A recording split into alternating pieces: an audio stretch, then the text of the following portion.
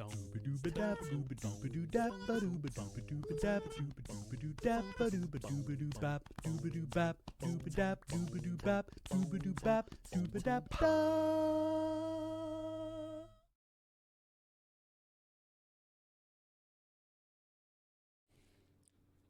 everybody. I am enjoying original Flavor Fisherman's Friends tonight. It's Beej, and we're doing a bonus stream. It's Beej's Anime Roundup for 2025 Autumn here on the Loading Ready Run Hyper Entertainment Network. I am pleased to see you. We already have questions in the chat. How has my year been? My year was pretty good overall. Yeah, healing. Slowly things. I mean, you know, when we say that, we mean how was your year personally to you as a, you know, as a person, the things that only involved you. And I'm like, I have to say I was safe and I was healthy overall. Coping with the little bits of me that aren't healthy, but that's fine. We are doing phototherapy and it is probably helping. We'll see. Ignoring the washing machine incident. I still have to sew that up. That is not done yet, but at least the washing machine I have now isn't leaking, but I do have to chase down all the rest of the problems with it. Excuse me. I have my tea, my water bottle, and I have a cookie that homemade that Ashley made for her people. But for now, I have a original extra strong Fisherman's Friend for my throat. And I'll probably get through that one by the time the blackcurrant ones that I ordered from Ontario arrive. And then the other flavors. But that is a thread for the Discord channel, for our Discord at discord.gg/LRR. Boy, did I have fun talking about Fisherman's Friends with people from there. If you want to catch up on that, I have no idea how old that thread is. But it sounds like I'm going to get some unusual flavors in the mail. Looking forward to that. Right. Beej's Anime Roundup is brought to you by you, patreon.com/loadingreadyrun, right? You make the things happen here. And so part of that is also paying for this. You're welcome. And the Twitch subscribers and Twitch bits also help us. I don't know if that deal is on still, where if you order batches of subs that you get the discount, but if you do, it's like more than 5. I have a feeling most of you are probably already subbed during live, which was a lot of fun to work on and was a lot of work, even though I wasn't doing any of the editing, which was even more work, but I was doing my best to help out where I could. And I also want to thank people who sub to become members of our YouTube channel, but also people just who sub to the YouTube channel as well. And you can also visit store.loadingreadyrun.com to get yourself merchandise. So here we are doing the show. Right, wrong mouse. This is the mouse I have to use. And why not just get to it? We don't need to be here all night. We just need to be here for as long as it takes me to go over the stuff that we watched and the stuff that I'm going to watch. And the microphone sounds good, so I'm taking these off. And hey Siri, remind me. No, wait, don't remind me. Hey Siri, set an alarm for 1 hour. Wait, no, I think you want a timer. Hey Siri, set a timer for 1 hour. And there we go. That's when our first break will be. Let's talk about stuff that happened in anime in the last 3 months. That would be the 2025 fall or autumn season. And I want to remind everybody that it's got, you see the tags for the stream. Safe space is in there. And also we love smut here. Let's explain what that means. You're allowed to like the things that you like. That's okay. If you're not hurting anybody with them, I think that is a thing that we need to, you know, as adults, we all kind of need to get it. And even if you're not an adult and you're watching this right now, you're going to become an adult pretty soon. And I think this is a good habit to get into, is that you can like stuff. And if somebody else doesn't like the stuff that you like, doesn't mean they're a shithead. It just means that you guys have different tastes in things, especially when it comes to media. Is there stuff as incredibly problematic media? Yes, absolutely. You know, we're all going to have opinions of these things. But when it comes to a lot of stuff, You can like stuff that is trash, and if it's not really hurting anybody, then that's okay, right? Don't make media a part of your personality to such a degree that it shuts out everything else that is that you do, says the guy with the Anime Roundup podcast of sorts.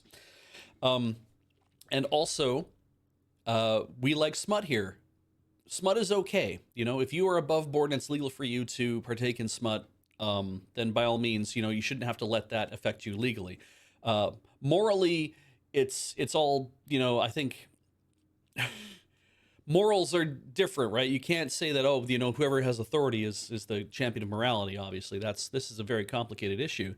I think we can all agree on that, is that you shouldn't just let people who are your authorities say, well, these are what your morals have to be. I don't agree with that at all. Um, but if you like stuff that is, if you like smut, that is cool. I like smut too. I don't always watch smut anime. It's a weird thing. It's like it has to be done right, and I think a lot of times it hasn't been done right to my tastes, but it might be done right to your taste, and that's okay. But what we also do here is we don't push our likes on other people, and we don't push our smut on other people to make them have to enjoy it. You know, I know that there's a lot of play that you can do that involves getting into public and putting yourself in that situation in a smutty way, that kind of thing, and thus, you know, putting that upon somebody else to have to experience that by accident. And I'm like, I think that's unfair to the people who aren't expecting to experience it. I think it's perfectly all right for someone though to have that inclination and want to do those kind of things where it's like, I want to feel like I'm going to get caught. The trick is, of course, you don't should not be getting caught. It should be the fantasy of it, right? It's like that kind of idea. And boy, that's difficult to navigate. Um, but in any, in any respect, it's you got to do things that aren't going to hurt other people. I think that's very important when you cut down to the nub of it. And excuse me, I had a meal recently, and also the drinking and everything, the drinking of the tea will hopefully help that too. I just want you guys to have a good time with the media that you consume, that you enjoy, not consume, the media you enjoy. And I want us to all kind of like interact with it thoughtfully. When you know that something is like trash anime, know that it's trash anime and be able to say to yourself, it's like, oh, well, I know what this is, but it's also a lot of fun. It's like, that's great. You can just enjoy that. That's okay to enjoy things. And when it's smut, it's like, I know what this is. I know what this represents. I know what the stuff that's going into it. It's like, I really want you to engage in those things thoughtfully. This is, I think, what I also do on Chill Point as well. Is it's like, I want people to not just be like, oh, I am mad at company about this. It's like, I want you to go through thoughtfully to be like, well, why would they be doing that? Why would they be like that? Not all companies are evil. There's a lot of companies just make bad decisions because they just want to basically increase their bottom line, kind of idea. But there's a lot of people who work for companies in a single company. It's like, you got to also think about how did they kind of end up in making a decision that goes in a certain direction. And I think that's important too. That's practically this. Well, it's in a lot of respects is very similar to getting a post-secondary education. So you can get yourself one for free if you can't afford one by actually engaging thoughtfully with the things that are going on around you. So, with that being said, let's start talking about anime and the things that they're trying to sell us. We're going to start. This is good, actually. We're going to start with Sannen Zigumi, because I think that's how they say it. But Sannen Zedgumi, Ginpachi Sensei. This was a spin-off of Gintama. I guess this was done in a light novel. I was unaware they did it this way. I know that it was like a thing that they would do as sometimes they do little endings of this. They're going to do they did like little bits of like vignettes of this at the end of the show, at the end of Gintama proper. And I thought, oh, well, this will be a lot of fun to watch as like a full series. No, it's I'm on episode 8. I could have finished watching this by now. It's just kind of Gintama's more fun when it's a land of contrasts. When it's like, I am doing the serious thing, I am being the serious person, and then I am occasionally being turned into the caricature of my character. It's a lot like Hustle that way, right? Like I think a lot of things come out that way, where it's like when we become a fictionalized version of ourselves in Hustle, people can act like a certain way and be like, I'm going to set myself up as the straight man, but I also have to look like a goofball at sometimes too. And being able to have those relationships where it's like, oh, in this relationship between these two people, this person's the goofball. But when this person goes off to have a conversation with like this other person, then this person's the goofball. And I like that, where it's like there's the relationship kind of defines who gets to be the straight person and who gets to be the goofball in the situation. Who gets to be the who's it's a manzai thing, right? Is that who gets to be the bokeh and who gets to be the tsukomi, that kind of idea. So I think that's more funny because it means that the characters themselves are complicated. And in Ginpachi Sensei, the characters are not complicated at all, because they are just basically their caricature selves that are they are lampshading it so hard that they are not students in this school, despite the fact that they're all being made to play the role of being students in this school. But it's like you can clearly tell that I'm a student in this school, but I'm still all the same overwrought things that you remember my caricature self from the series. And I'm like, that I think does a disservice to the idea of putting them all in a school situation, because I'm like, you could be doing more school-based things. The last episode I watched, I think, was the one about them finding unexploded ordnance, which was actually funny. Um, and It's like, that's not a thing that happens in like school anime. And I'm like, I think what would have been more funny is if this really felt more like this was a high school anime with all these characters in it, and then the occasional glimpses of them being the characters that they are from the original, as opposed to we are all they yanked us out of whatever and put us into a school, and they're making us act like we're these kind of things, but we're bad at doing that too.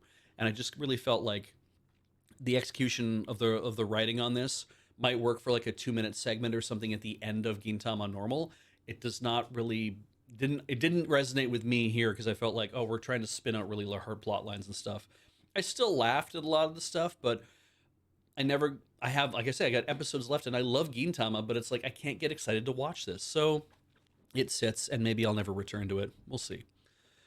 Akujikirejo to Kyoketsu Koshaku, Sono Mamo no Watashi ga Oishiku Itadakimasu. Didn't watch this.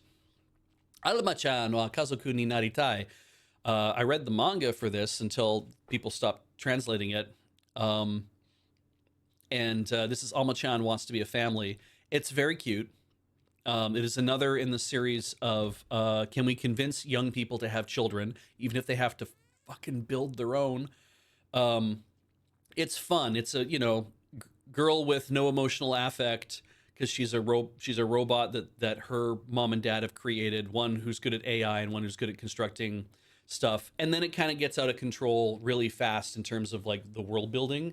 Because like we have to keep this a secret, because nothing could ever be this kind of, this is the first, she's the first of robots that can be like this. And then within like a few episodes, Makina shows up, and then there's like other things we forget all about. This character, who I really liked, is that it seems like she is kind of coded as slightly older friend to Alma, but we never see her again after a little while, because it's like, oh, we'll fold her in with the other girls. So I'm like, I liked Alma's interactions with her, because it was like she was learning what it was to have a friend and stuff. And I was like, oh, I feel like we kind of went the wrong way. Doesn't matter. It was good. It was a good show. It was like reasonably solid bones, and the funny situations and the out of control situations, I'm like, that's fine. So yeah. We move on.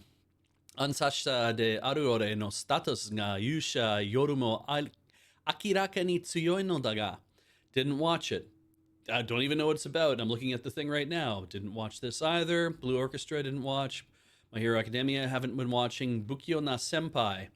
My awkward senpai. It's good. My awkward show for an awkward senpai. This is I watched the whole thing because I was kind of waiting to see if we're going to get a little more romance here and there, if like things would come of it. And it's grown up people, right? Like it's, people who are probably in their mid to late 20s.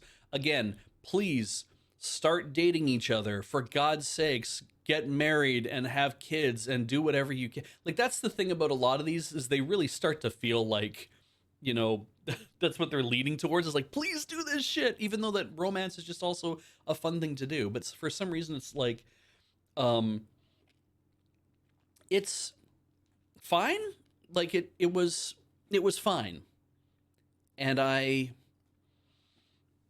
don't know, like it was all right. I don't think it was exciting, in the same way. Because maybe it's because I spend a lot of time like reading stuff online and reading what a lot of people have to say about being online. And a lot of people who are like, I realize that I am awkward around people. I realize I have social anxiety. I realize I'm neurodivergent. I realize all these things. And I am so self aware of them that I want to talk about it to the one or two friends that I have to be like, I'm trying to be better at this. She doesn't do any of that. She's just like, I'm awkward and I don't like that I'm awkward and I don't know what I can do about it. So I'm just going to be this forever. And that kind of made me feel like you don't have any real friends because you never found any real friends, but you've never like, you're not trying to change. You're just presented with this hot boy who you're like, oh, like maybe these are feelings, maybe we're friends, maybe we're more, like that kind of thing. And I'm trying to understand that. And when she finally does end up with a friend and the friend is like, hey, maybe you need to do something about it, I was like, that's good. That's nice. Because it's like, yeah, you had someone you could finally talk to about, I'm feeling this way and I don't know how to deal with it. I'm like, that was probably the most character defining moment. And that was really like the second half and really like the fourth quarter of the series, right? Before we hit overtime. So a fine show. I don't think it was, I didn't get super excited about it when it showed up, but it was like, oh, it's something to watch. I will watch it. I had stuff I did get excited about this season. Don't worry. Chanto Suenai Kyuketsuki-san, or My Little Vampire Can't Suck Right. That's leading. It's, I gave up on this. After I think a couple of episodes, realizing that obviously it's like, oh, we're trying to set up a pseudo romantic thing, but we're also going to make it look like a caregiver because whenever she has a very haughty attitude and the dark and mysterious vampire thing, but she's like they say, she's short and she clumsy, she can't even suck blood properly. But then the dude here is like, what if I gave you my arm? And then when she like clamps onto his arm, she like poofs into like a tiny super deformed version of herself, the little chibi version. And he just kind of holds and cuddles her. And the thing is like, everybody eventually they start to make more friends because there's these people down here and they all get to see this too. And they realize that she's just little, like she is this little ball of, and I'm like, is this happening for real? Yeah, it's happening for real. Apparently. I'm like, I don't understand any of this. So it's like, whatever. It kind of didn't light me on fire and I just kind of have left it. I'm probably not going to keep any of it. So, Chichi wa eiyu, haha wa seirei, musume no watashi wa tensei sha. Didn't watch that. Chitose-kun wa Ramune Bin no Naka. Didn't watch that. Debuto Labuto Ayamachito. Didn't watch that. Digimon Beat Break. Didn't watch that. Eao no Tainai Shokuba Desu. Didn't watch that. See, we're really moving this along, right? Lots of stuff that we are not watching. Fumetsu no Anatae Season 3. Didn't watch that. Apparently this is continuing in the upcoming winter. Nausea. Didn't watch that. Kagaku Boken Survival, second season. Didn't watch that. Kakurio no Yadomeshi, second season. I didn't watch this, and it definitely seemed like the kind of thing I would watch, but yeah, I did not watch the first season, so didn't end up watching the second season and wasn't that interesting in watching the thing. See, I've already blown through like 7 shows. People are telling me the Mangaka show, which is this one here, was fun. Okay. But I did not watch it. Kao ni denai Kashiwara-san to kao ni deru Otakun. Yeah, the it's funny because they say polar opposites, and boy, we got a thing to talk about in winter. Um, I did not watch this. I yeah, I this seems like the kind of thing I should watch, and then I guess we just didn't put it down and watch it, so I did not get into that. So that's fine. Kekkon Yubi wa Monogatari 2, didn't watch that. Kikaiji Kake no Mari, didn't watch that. That's the one about the fake robot, because she's really human. Yeah, didn't watch that. Kimi to koete koi no Kimi to koete koi ni naru. Didn't watch this. God, my nose is really itchy. Ugh. This I know that this seemed like something. I've got it even as a question mark, and I was kind of like evaluating whether I wanted to watch this or not, and yeah, ultimately didn't. I don't even know if I had it in my list and then it just didn't get picked up somewhere and I didn't get a thing of it. I don't know. But didn't end up watching it. Anyway, I have no opinion on it, so I can't say much. Sixth season of Kingdom, didn't watch that.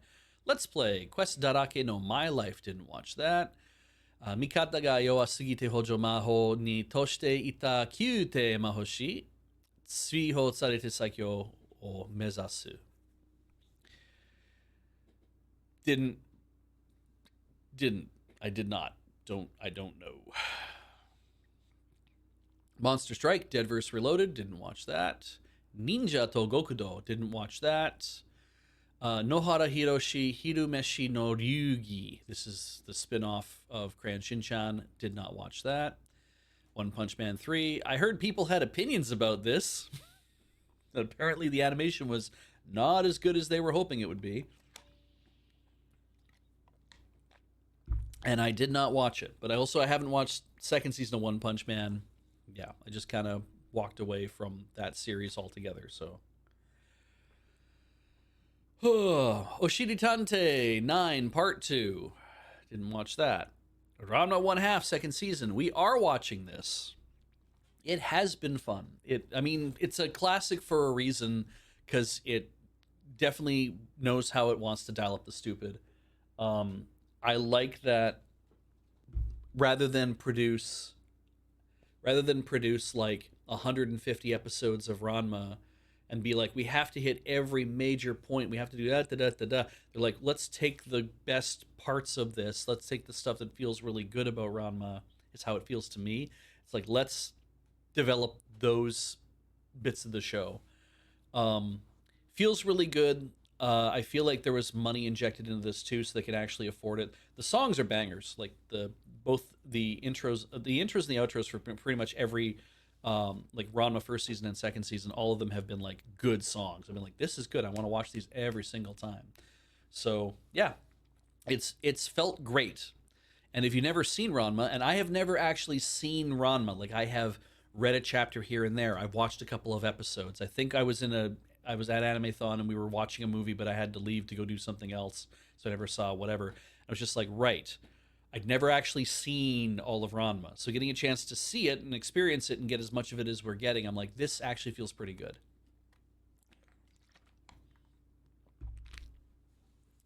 All right, moving on.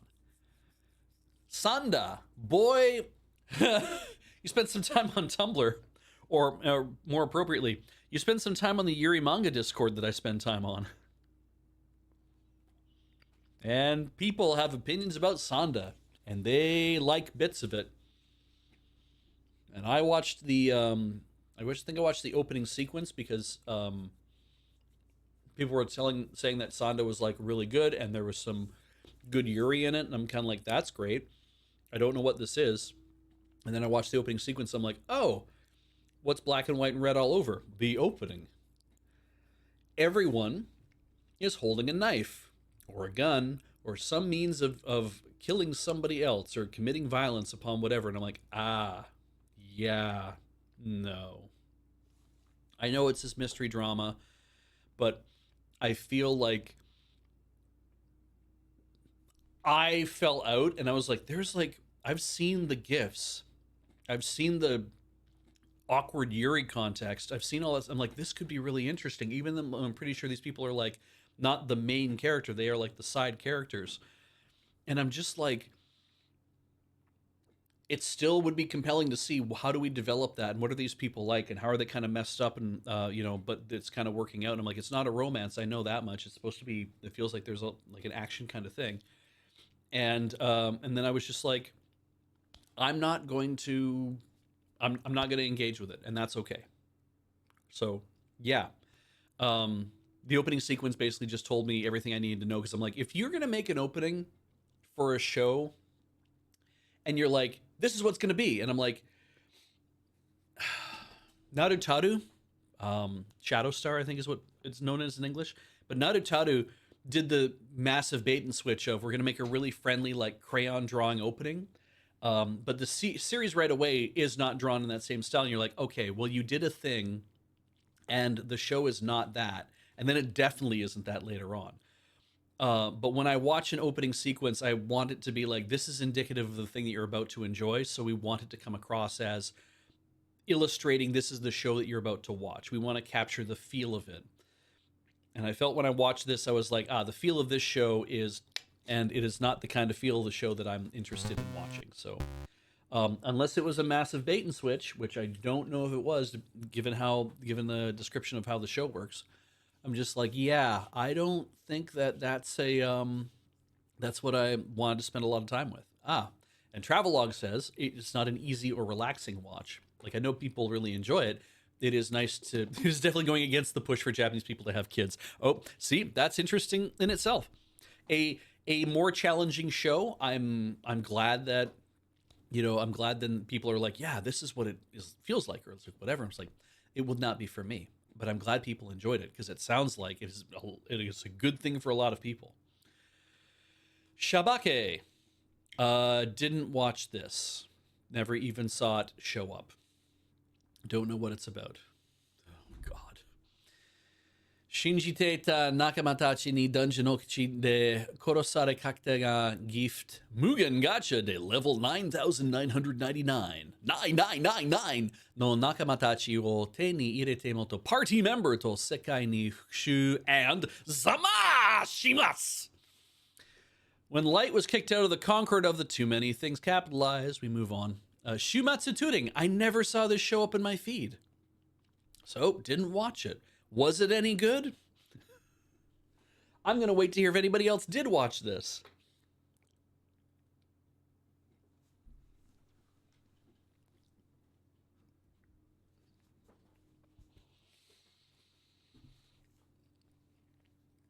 Chill but melancholic. Okay. Kind of seemed like that would be what it would be. Some people enjoyed it. Nice. Okay, moving on. C Viz, The Sound of Heroes. Did not watch that. Music and sci-fi, apparently. Now, everybody this season, surely all of us, have been continuing to watch Spy Family.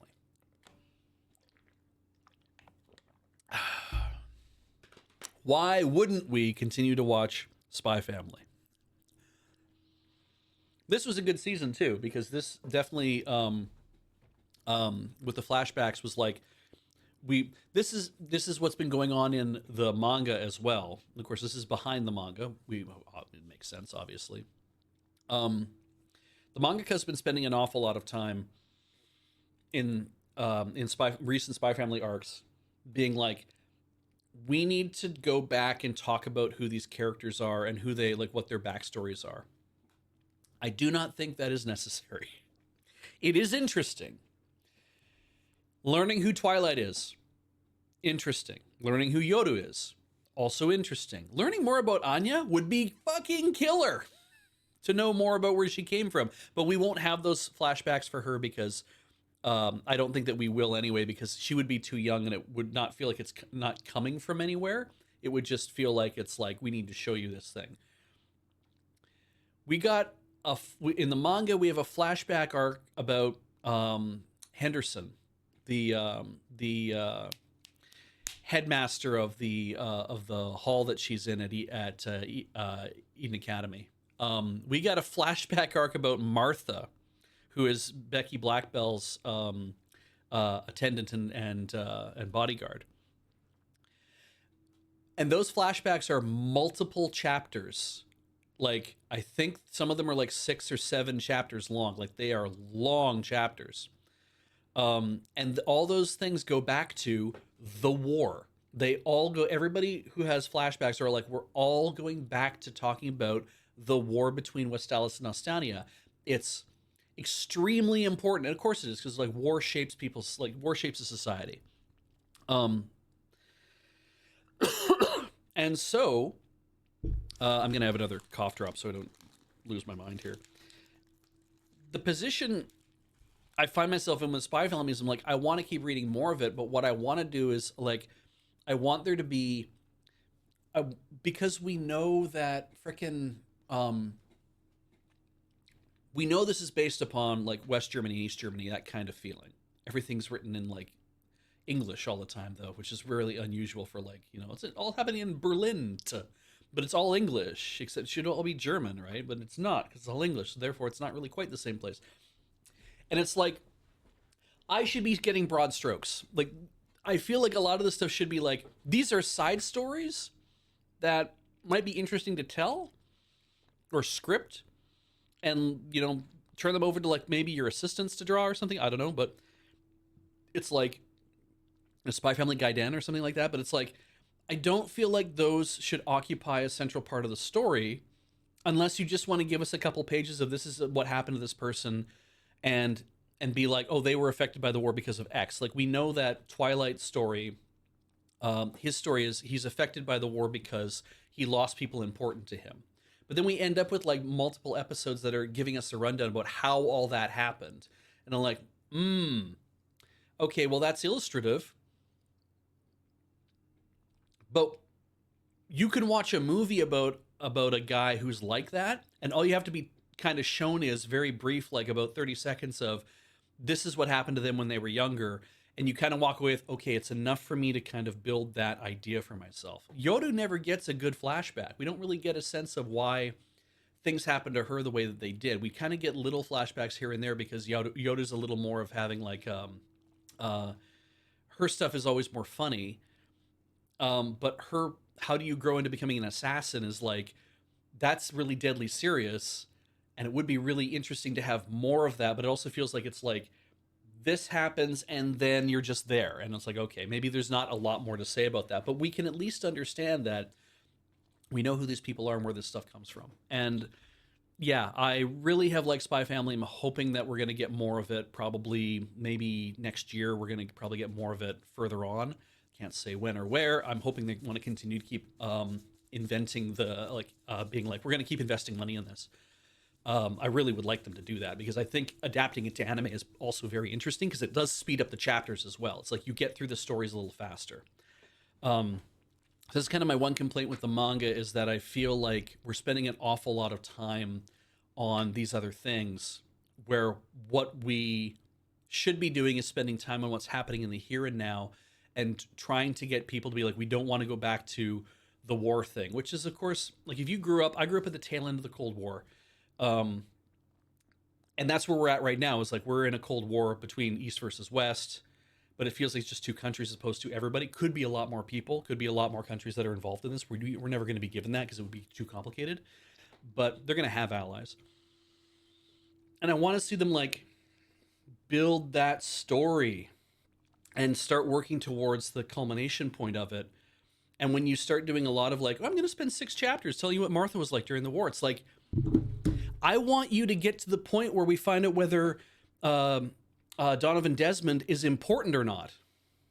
Like, does he actually matter? Like, I know he's the MacGuffin, and you're kind of spinning up different ways for us to kind of meet with this guy and kind of learn what's going on there. But I'm like, I want to feel like we're making progress towards that. And when you go backwards and say, I'm going to spend a lot of time in world building, it's like, no, I don't think you need to build this world any more than it already has been. It's familiar to a lot of people, but maybe it's not familiar to people who are 15 to 20 years old who did not grow up in the Cold War, and they don't have a firm footing in what the Cold War was like during that time. And then also the Japanese audience, it's like maybe that would be even more removed. I can't say that for sure, but anyway. Did season 2 have any progress in Stella's and Tonitrus, I should also say? Elemental Haven? Yes. So, anyway, fantastic watch, really enjoying it. Speaking of fantastic watches, Taiyo Yorimo Mabushi Hoshi, A Star Brighter Than the Sun. This was very cute. It is high school romance predicated on miscommunication, like they all are. So keep that in mind right off the bat.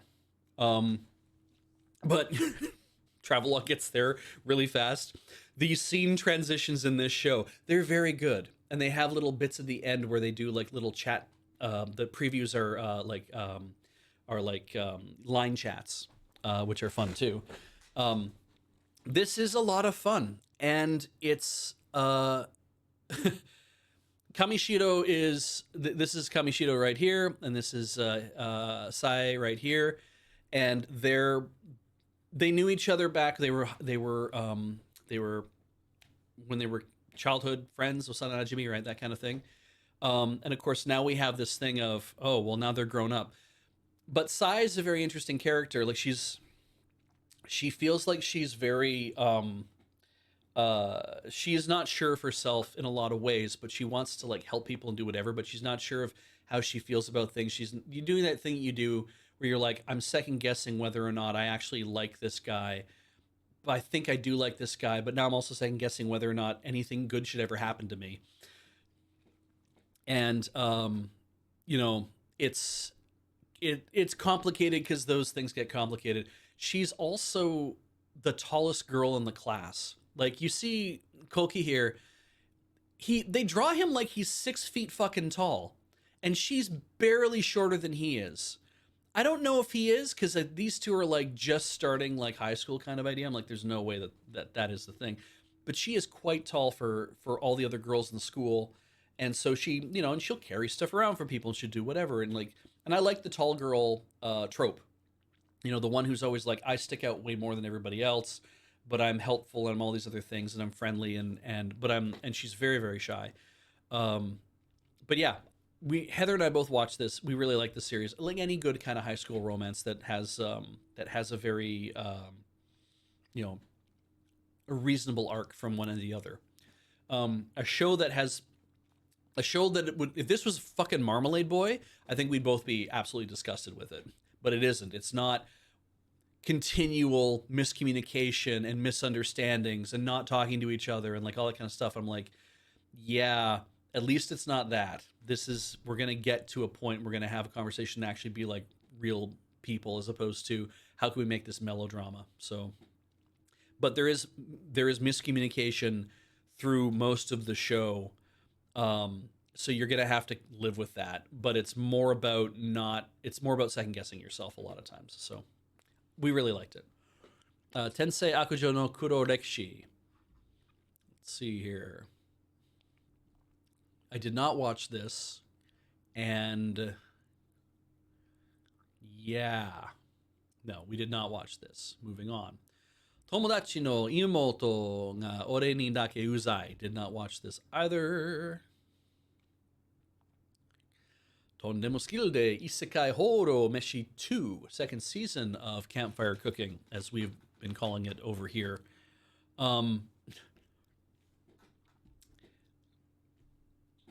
This is one of those things, like I brought up every time we talk about this show, is like what makes this fun is Mukoda isn't OP in the way that he's like, I can step up and kill everybody. It's more of this thing as like, I might have been given a power by the gods so that I can't be like injured, but it's not like I can be like beating things up on my own. Again, compared to my three familiars with Dora-chan and with Feru and with Asui, and then new gods show up to hang out with the goddesses. I would love to see more about all six of them doing stuff, or calling on him more often. Again, the show works the way the show does. It's just fun and relaxing, and you have to kind of give into the dumb idea of we're just always going to stop and like make food and that's going to be a thing that happens all the time. And everyone's fun. Like all the characters are fun, and it is kind of a we walk into a town and there's a big bad monster thing, and we have accidentally killed it before we even get there, and then we have to show everybody, oh yeah, we accidentally killed the thing that is trolling the town, or that kind of thing, right? Or we'll go kill the thing that is bothering the town, and that's fine because it's like the show isn't about let's have massive battles and power or whatever. It's like no, let's introduce a problem and let's fix that problem right away, and let's be more interested in Mukoda being like, what am I gonna do with you guys? Because we're the fact that it's like we're all under contract to him feels more like he's under contract to them, and it's fun. And I hope they keep making more of it because it is a blast. Tojima Tanzaburo wa Kamen Rider ni Naritai. I know a lot of you are watching this and you like it. And I have not watched it. And I'm not that interested in Kamen Rider in the first place. So I hope you've enjoyed it, but I did not watch it. And I probably will not go back and add it and then start watching it or do whatever. I might just leave it alone. So we're going to step to the next one from here. So anyway. Toa no Yugure. Yeah. Yeah, I didn't watch that. Uma Musume Cinderella Grey Part 2, Oguri Cap. Apparently is the, seems to be the center of attention or whatever. I didn't watch this. Wandance. Didn't watch this either. Watashi o tabetai hitodenashi. The monster wants to eat me, or whatever it was called. I had been reading a bit of the manga on the Yuri Manga Discord for this, I believe, and then I stopped reading it because I just got to a point where I'm like, it is getting a little too dark, and also it felt slow when I was reading it, and I was just kind of lost interest and didn't continue it. Maybe as a show, it's more compelling. Super Toxic Yuri, yeah, and I'm not really a fan of the Toxic Yuri generally, so. But yeah, I thought it was an interesting idea, and I didn't know where it would go and what change. Maybe there would be changes about both characters' attitude and stuff. But I just really felt like I'm not really coming to this because I don't really know. I don't know if it has a beginning, a middle, and the end. It might just have a beginning and a middle, and then the person writing it was like, and we'll just write it until it eventually turns into an end. It might be like a lot of books too, where you're like, I'm writing the thing. Oh my god, the characters are changing the characters are changing what's going on here. Hang on a second. Thanks, I don't need this. And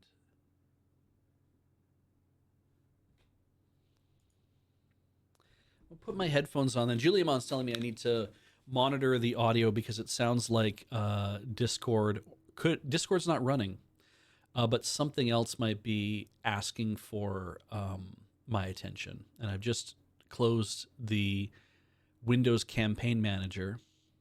If Discord's not running, then why is there a Discord down here? All right, we're just going to quit that out of the tray. All right, maybe we're fine.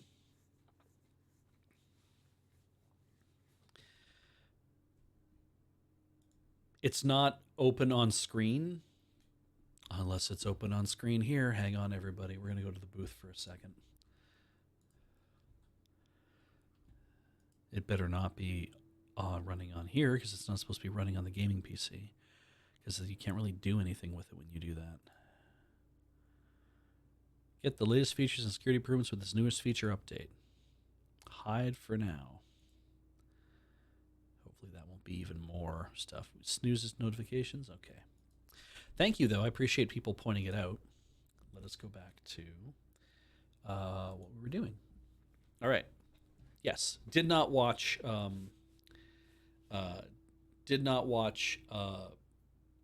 Monster Wants to Eat Me. But it's because I had read a bit of it and then dropped it myself. Yano-kun no Futsu no Hibi. Yano-kun's Ordinary Days, I think is what we get translated as over here. This is a kid with remarkable bad luck, Yano-kun. He keeps getting injured all the time. Um, he wears this eye patch all the time as well. It's cute. It is. You will feel in watching it that it kind of feels like it's kind of the same thing. This is a high school romance. You'll feel like, oh, he's always getting injured, and so this girl starts to notice him a lot and want to help him. And it has its own pace. It has its own rhythm.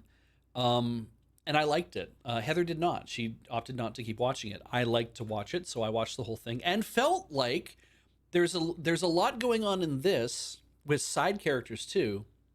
Not like romantically, but there's a lot going on in this with also the side characters being involved in some ways.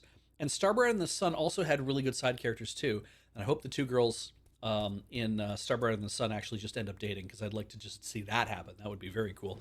Of course, show's over, but anyway, they have the I think every like major high school romance or romantic comedy or whatever tends to have the same collection of have the same collection of people in it, where it's like you have the main characters obviously, then you'll have like the really cute girl who ends up being a good friend to the girl who is the main character girl, and she's really happy and bright and kind of like outgoing, whatever. And then you'll have the other girl who is like more stoic and maybe she doesn't have like much of a she has like maybe a stone face or maybe she's just kind of like I'm not into the whole cutesy thing like that kind of thing, and that's how she is. And then the on the boys' side, there will always be a boy who is more stoic as well, and he'll be kind of like, ah, yes, I'm just kind of like here for I'm seeing what's going on. I'm kind of like riding in the background or whatever, but I'm interesting in my own way because I'm quiet, but I'm kind of always there and I'm supporting my friends, but I'm not really an exciting kind of dude. And then there'll be the idiot. We call him the Joe because from me to you, from Kimi ni Todoke in Kimi ni Todoke, Joe is kind of the type. If you remember watching From Me to You, and if you haven't watched Kimi ni Todoke, you should go watch that because Kimi Todo is amazing as a modern high school romance to basically be like, this stuff about miscommunication for 3 goddamn seasons? Let's skip that. Let's get to the point that actually matters, where people can actually talk to each other and kind of be semi-functional adults despite the fact they're high school students.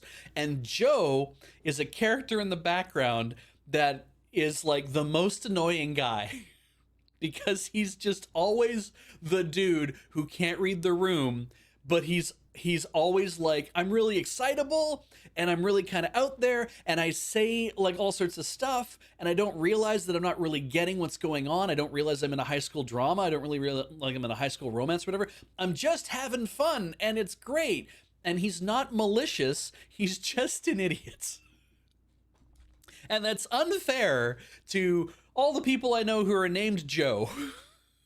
But this Joe is just the Joe from those becomes the Joe in all the other things. And so, yeah, like my good friend Joe, I have no idea if he's watching tonight. Might be like you call that guy the Joe. It's like, well, he is the Joe. Like, you are not the Joe, but it's fine. But so anyway, we find it super funny whenever Heather and I, whenever we sit down and like, there's always a guy in the class who's like the mood maker, right? He's like the class clown, but he's kind of like the class doofus because he says stuff, but also everyone's like, oh, that's Joe, we're good with Joe. And he's like, yeah, let's go do stuff, guys, it'll be fun. And he's not the attractive dude who's like the, leading people around to like, I'm the handsome guy who wants to go have karaoke and I have infinite confidence, but there's a darker side to me that nobody really understands. It's like, hey guys, let's all muck in on the thing together. Hey, what are you two doing over there that you didn't want anyone to look at? Oh my God, like what's going on over there? Like, it's not like that. So, yeah, there is the Joe in this is this guy down here. This guy's the Ryu, except that he's also not the Ryu because he's also a little bit different. This show's fun because there's also interactions between all the boy and girl characters a little more than you would expect. Let's roll on, though. 2200 nen Neko no Kuni Nippon. I tried watching this. It's not that interesting to me. So I have some waiting for me. It's a short, and it really is. They're like 3-minute episodes or 2-minute episodes. I'm just like, yeah, not that interesting to me. Anita to Kokora. Did not watch that. That's cute. I didn't even know this existed. I would have remembered this thing. But Sea Otter Brothers. These two here are Sea Otter Brothers.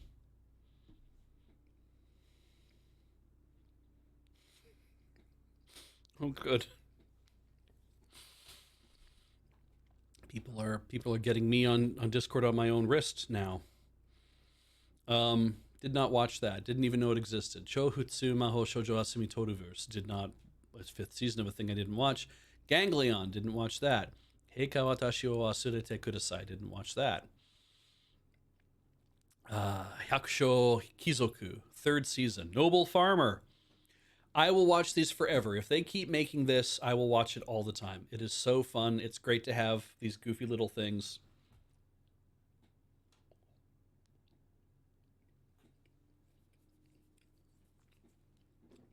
Silver Spoon is such a good show slash good manga. If you've never seen Silver Spoon, or you've never read it, find it one way or the other. The same mangaka who does this is basically based heavily around. I am doing. I grew up in Hokkaido doing agriculture. Therefore, I'm going to talk about. I'm going to do a thing heavily based on agriculture, and then to have also for Adakata Sensei to also have done Full Metal Alchemist. And it's like great, make the thing that's probably been sitting in your head for a long time. Maybe the long term manga you always dreamed about doing that's really complicated and whatnot, and then also do this shit. And it's like, if you can retire on doing these kind of things now, then by all means just do that. So yeah.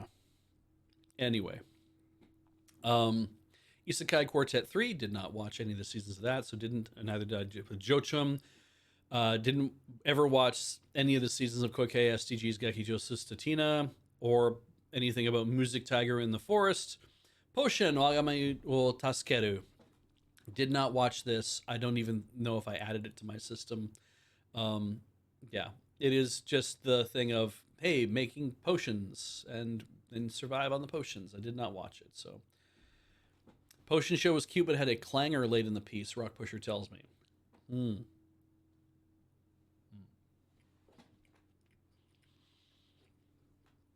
Maybe better for me to have missed it. We will move on. Sawaranaide Kotesashi-kun.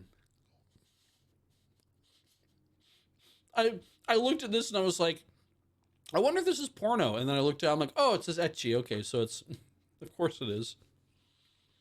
Did I read some of this? Christ, I can't remember. I did not watch this. But you can tell from looking at it that it has very heavy ecchi vibes. So I'm seeing this was very generic. Like, I do not doubt that it was. I like her, though. She seems like she's the tall one. Moving on. Sawaranaide. Wait. Yep. Mini anime to go along with this. Didn't watch that. How do they do chibi tits is what I wonder. If it's going to be ecchi as well. How do you do tiny girl titty? I don't really... They'll find a way. Japan is innovative. Shibuya Hachi Part 4. Didn't watch any of the others. Sylvanian Families got a anime or a stop motion series or something. It's a sequel, so didn't watch it. Wouldn't have watched it anyway. Uso Tante Tomanto, did not watch that. Solving mysteries using vegetable and fruit trivia. I did finish Futari's Little Camp. It is good. It gets more romantically complicated. I feel like it was wrapping up for the sake of it needs to wrap up. I'm glad that they put a firm pin in this is what this relationship is going to be. We're going to resolve that. Because you have the thing of a 34-year-old man and a 20-year-old woman who I guess turns 21 at the end of the series. As he gets older. That may make him 35. It's like you have that relationship where it's like this man though who is also very like he plays very emotionally stunted. No, not emotionally, socially stunted. Um, and I think that maybe is also supposed to be a thing of that is why it's like, oh, you look at this 13-year gap between these two people, um, and part of me, because I'm in my 40s, right? Part of me when I see this is like, I think that Shizuku being 20, 21 years old should be taking it a little bit slower. It's like she should be in a hurry to try to like lock this shit down. Gen's not going anywhere. It's like you don't have to lock this shit down so fast, but also you're 21 years old, so you're feeling impatient, and you're like, I want to like, I like this guy, and I want to be together with him. Uh, Gen at the same time feels a lot more introspective about how he wants to think about his social life, especially since he had a bad relationship.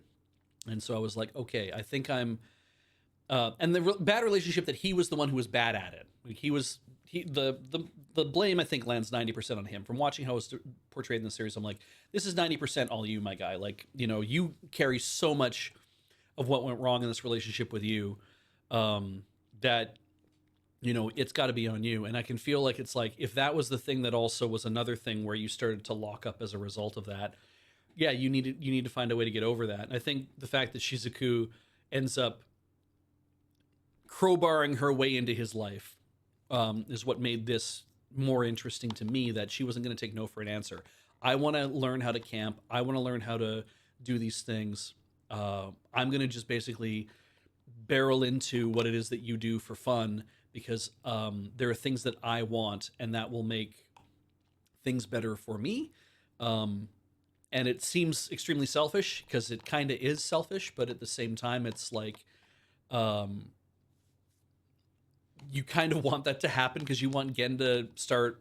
You want him to like melt. You want he's ossified, and you want to be like, you know, you need to melt a little bit more. You need to be a little more liquid about this kind of stuff. And yeah, I think that ultimately, maybe he needed time to kind of simmer in his own juices for a lot longer to be like, I realize what I did wrong on these other in my other relationship. I realize what I've kind of how I've been turning into this other person, and I think that yeah, having you to camp with is who I want to have you around to camp with, and more than that then. And I don't know what that means now, and I don't know where we're going to go. And it's like, yeah, I think that's what makes Futari's Little Camp work very well as a romance, as well as it's like it does take its time with the pacing, and that is interesting.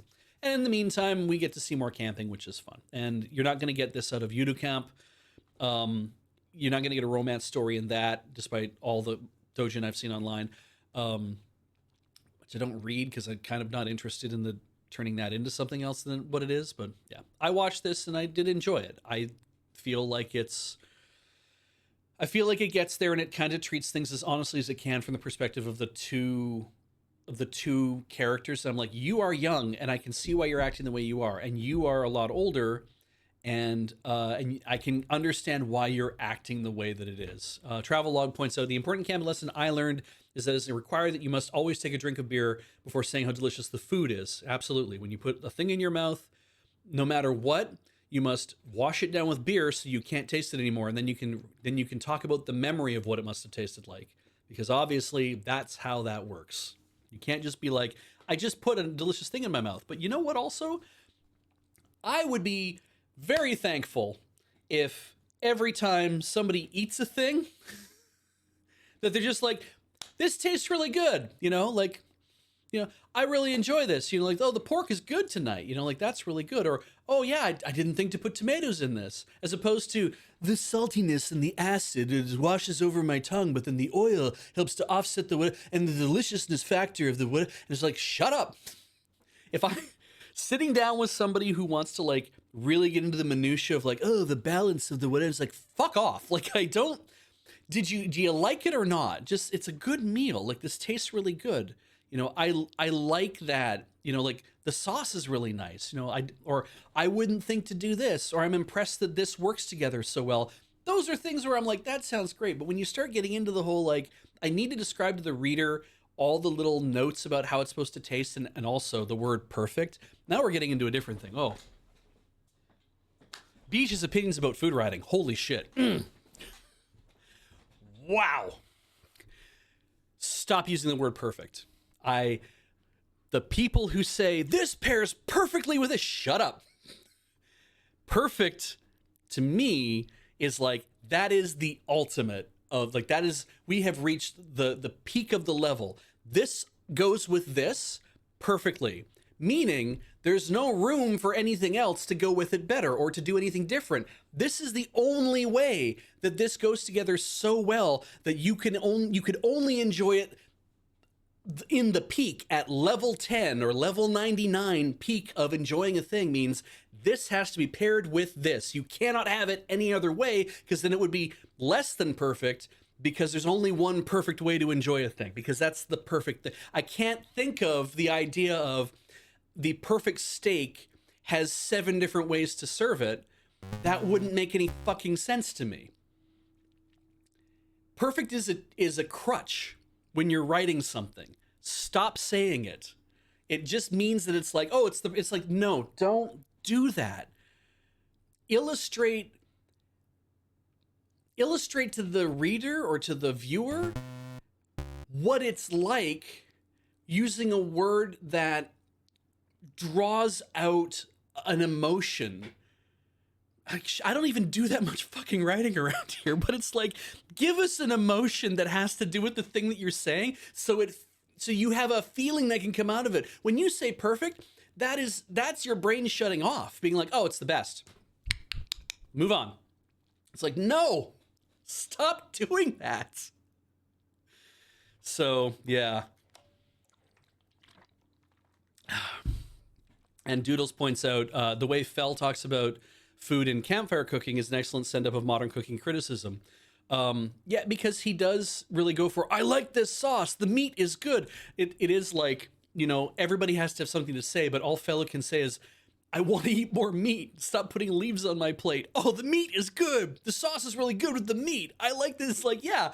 And I love the simplicity of that. That's like, everybody has to have some shit to say. Stop that. Just be like, this is good. Like, I like listening to Fell describe stuff, because it's like, here's a creature that has never had to think very heavily about how they encounter their food, because they just eat raw food all the time, right? They kill something and they eat it. And he has no idea how to approach it. And so he doesn't have the vocabulary for it. And it makes it more fun, because it's like, oh, the sauce is like really good and it mixes really well with the meat. And I'm like, yeah, man, it does. It's... If the day came that he had like really erudite opinions, I think everyone would just get really fucking confused. But anyway, yeah. It doesn't, the word perfect, it shuts off the reader from having to consider and evaluate the poetry of food.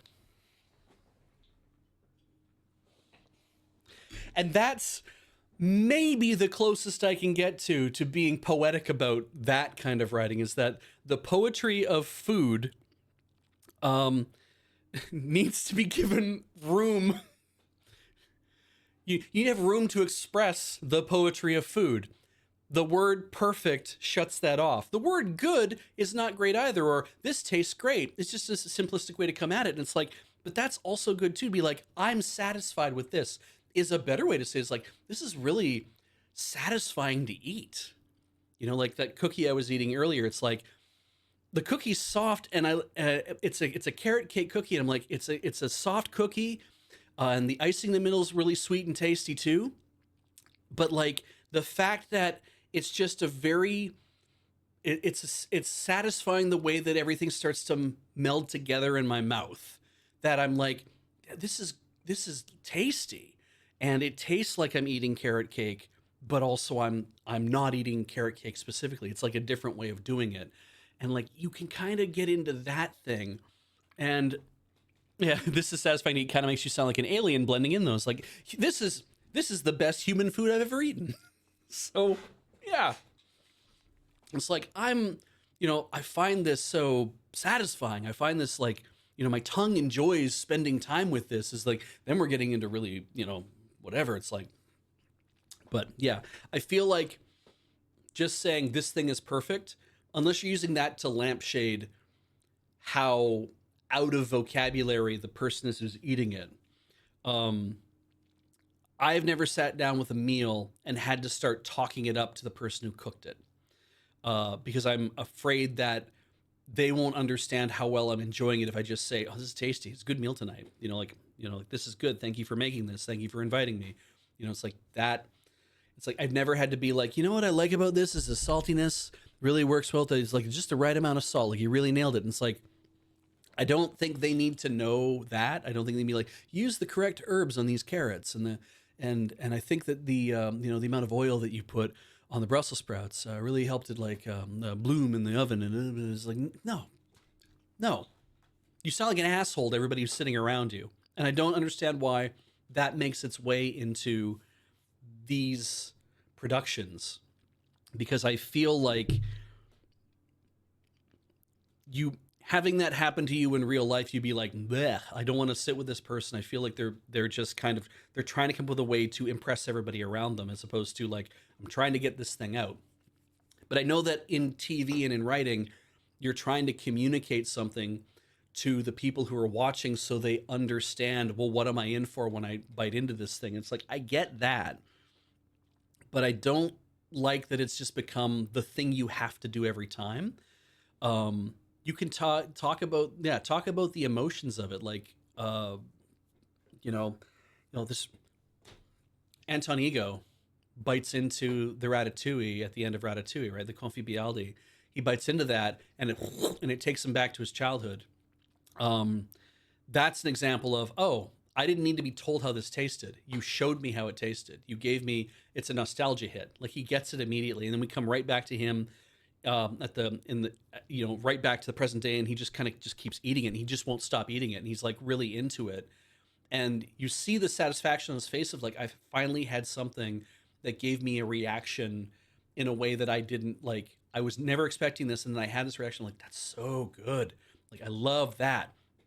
God of Cookery has a bit of this built in too, where people have really over the top comedic reactions. And again, we're Food War, Shokugeki no Soma, Omega Platinum just brings that up, and I'm like, again, another thing of that, right? But I'm like, it's always about talking it out. I'm like, maybe don't talk about the flavor profile. You can talk about tasting notes and stuff. It's like, what is that thing that I taste behind there? It's like, that's tarragon. It's like, I never had tarragon before. That's what it tastes like. It's like, yeah, it's kind of like bright and citrusy. I don't know what tarragon tastes like. It's like, it's kind of bright and citrusy, right? It's like, yeah, I like that. Like, I like when people describe whiskey in an anime, when they talk about the tasting notes you might get out of a like a glass of whiskey, being like, I taste this, or oh, there's chocolate tasting notes in this whiskey, and be like, can you taste it? And like, yeah, or no. I did a thing. We're gonna really just delay this until I take my break. Jared from Jagasilk. He had me on Jagavision during the pandemic, because have people on to taste tea and stuff, and he dropped off some tea for me. And I brewed that up, and he was talking about how you should be able to. He's like, as we're doing the show, and I'm brewing this thing, and I'm definitely fucking it up, but I'm brewing the thing and I'm tasting it, and I'm like, he's saying the tasting notes in this, you should be tasting this. Like he's like, what do you taste? And I'm like, I taste grass. He's like, really? I'm like, yeah, I taste grass, but I taste like grass and taste like earth, like a bit of soil, but not in like a way that's distressing. Like I'm like, oh my god, there's dirt in my drink. He's like, no, but that's good. That's like, you should be getting like earthy tones out of the tea you're drinking, like out of that tea specifically. I'm like, really? And he's like, yeah, because of this and this and this. I'm like, oh, that's interesting. He's like, but do you taste anything else? And I'm like, it's sweet. And he's like, and you didn't sweeten? It's like, no. He's like, it's sweet. And he's like, yeah, there's a little of that too, isn't there? But it's like at the end, I'm like, yeah, there is. And and like, do you taste some of this? I'm like, and he asked me for like an actual note. He's like, do you taste this? And I said, I do not, but I will have more of it, and maybe I will detect it.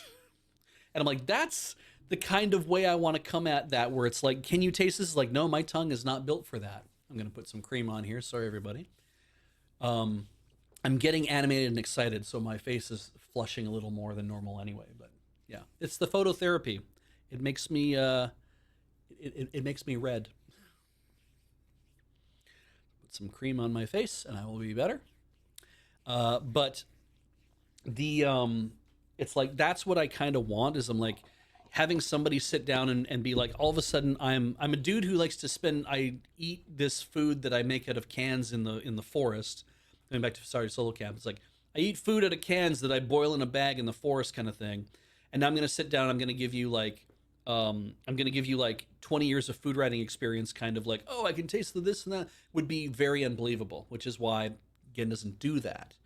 Um, so I feel like it's more interesting and more honest when somebody says, "Oh, that tastes spicy," but not like in like not in like a chili pepper way. It's like, no, no, because I put this in it. It's like, oh, that's so interesting. Like, or I use gochujang, which means that it's changed someone. It's like, oh, that's really cool. Like that kind of interaction feels more honest to me because not everyone's a super taster. Anyway, let's keep moving on. We're gonna finish this and we'll take our break. Actually, I know I'm a little over time on that hour, but that's okay. We're almost. You can see from the thing on the side there. Look, you can see the thing right over there. We're right near the end of this scroll here on anychart.net. If you're following along, Gachiakuta didn't watch that. Gakko de Oshiete Kurenai Tasetsu Nakoto didn't watch that. Puni Runes Puni 3, third season of a thing I didn't watch. Tolgen Anki, didn't watch that. Watari-kun no Batsubatsu ga Honkai Sunzen. I read this, which is why all of it, I read the whole thing. It's why I didn't watch it.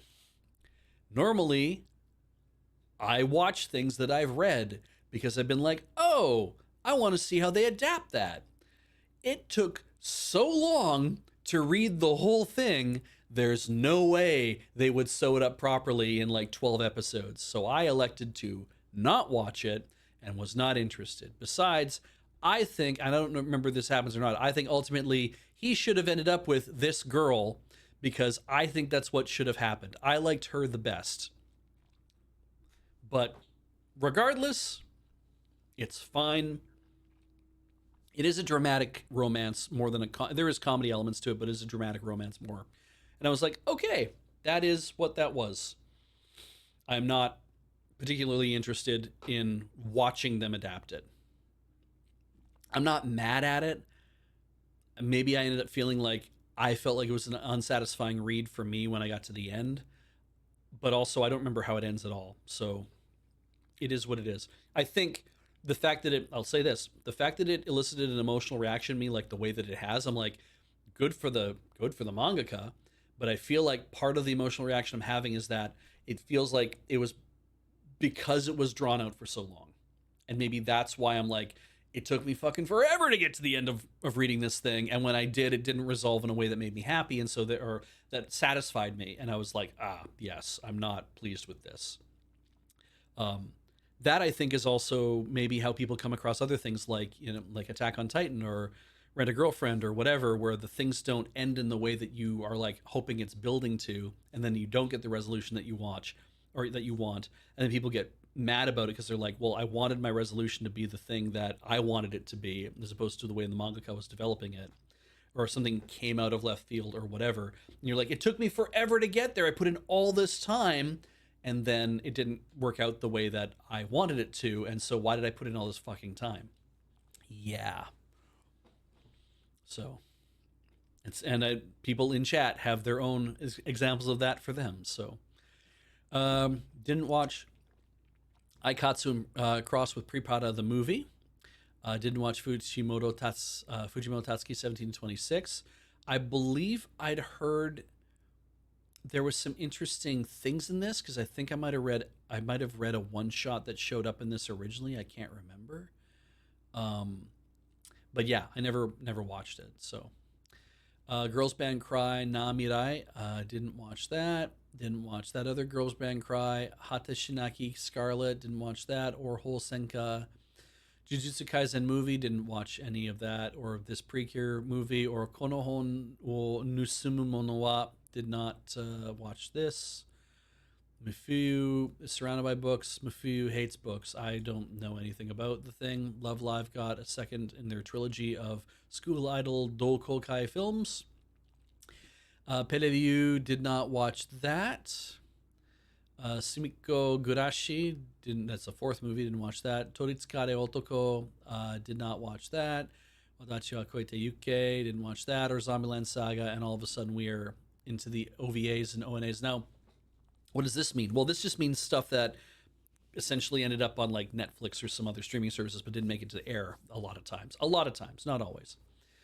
Tashinshi Next 2, didn't watch that. Blue Gales is a Bungle Side R. I did not watch that. Ian might have watched this. He did watch Zabungle at one point. I don't know. Cat's Eye.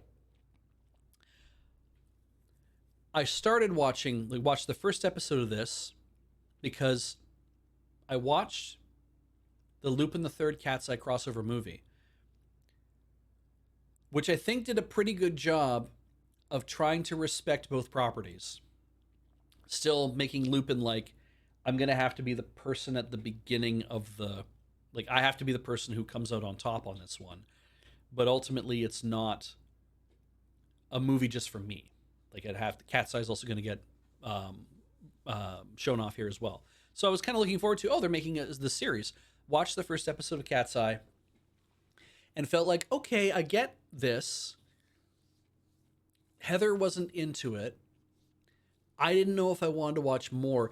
It definitely feels like we wanted to recapture. Sorry, I think I should probably say this. It felt like we wanted to take what we originally did back in the 70s and say, what if we could make it in widescreen 1080p?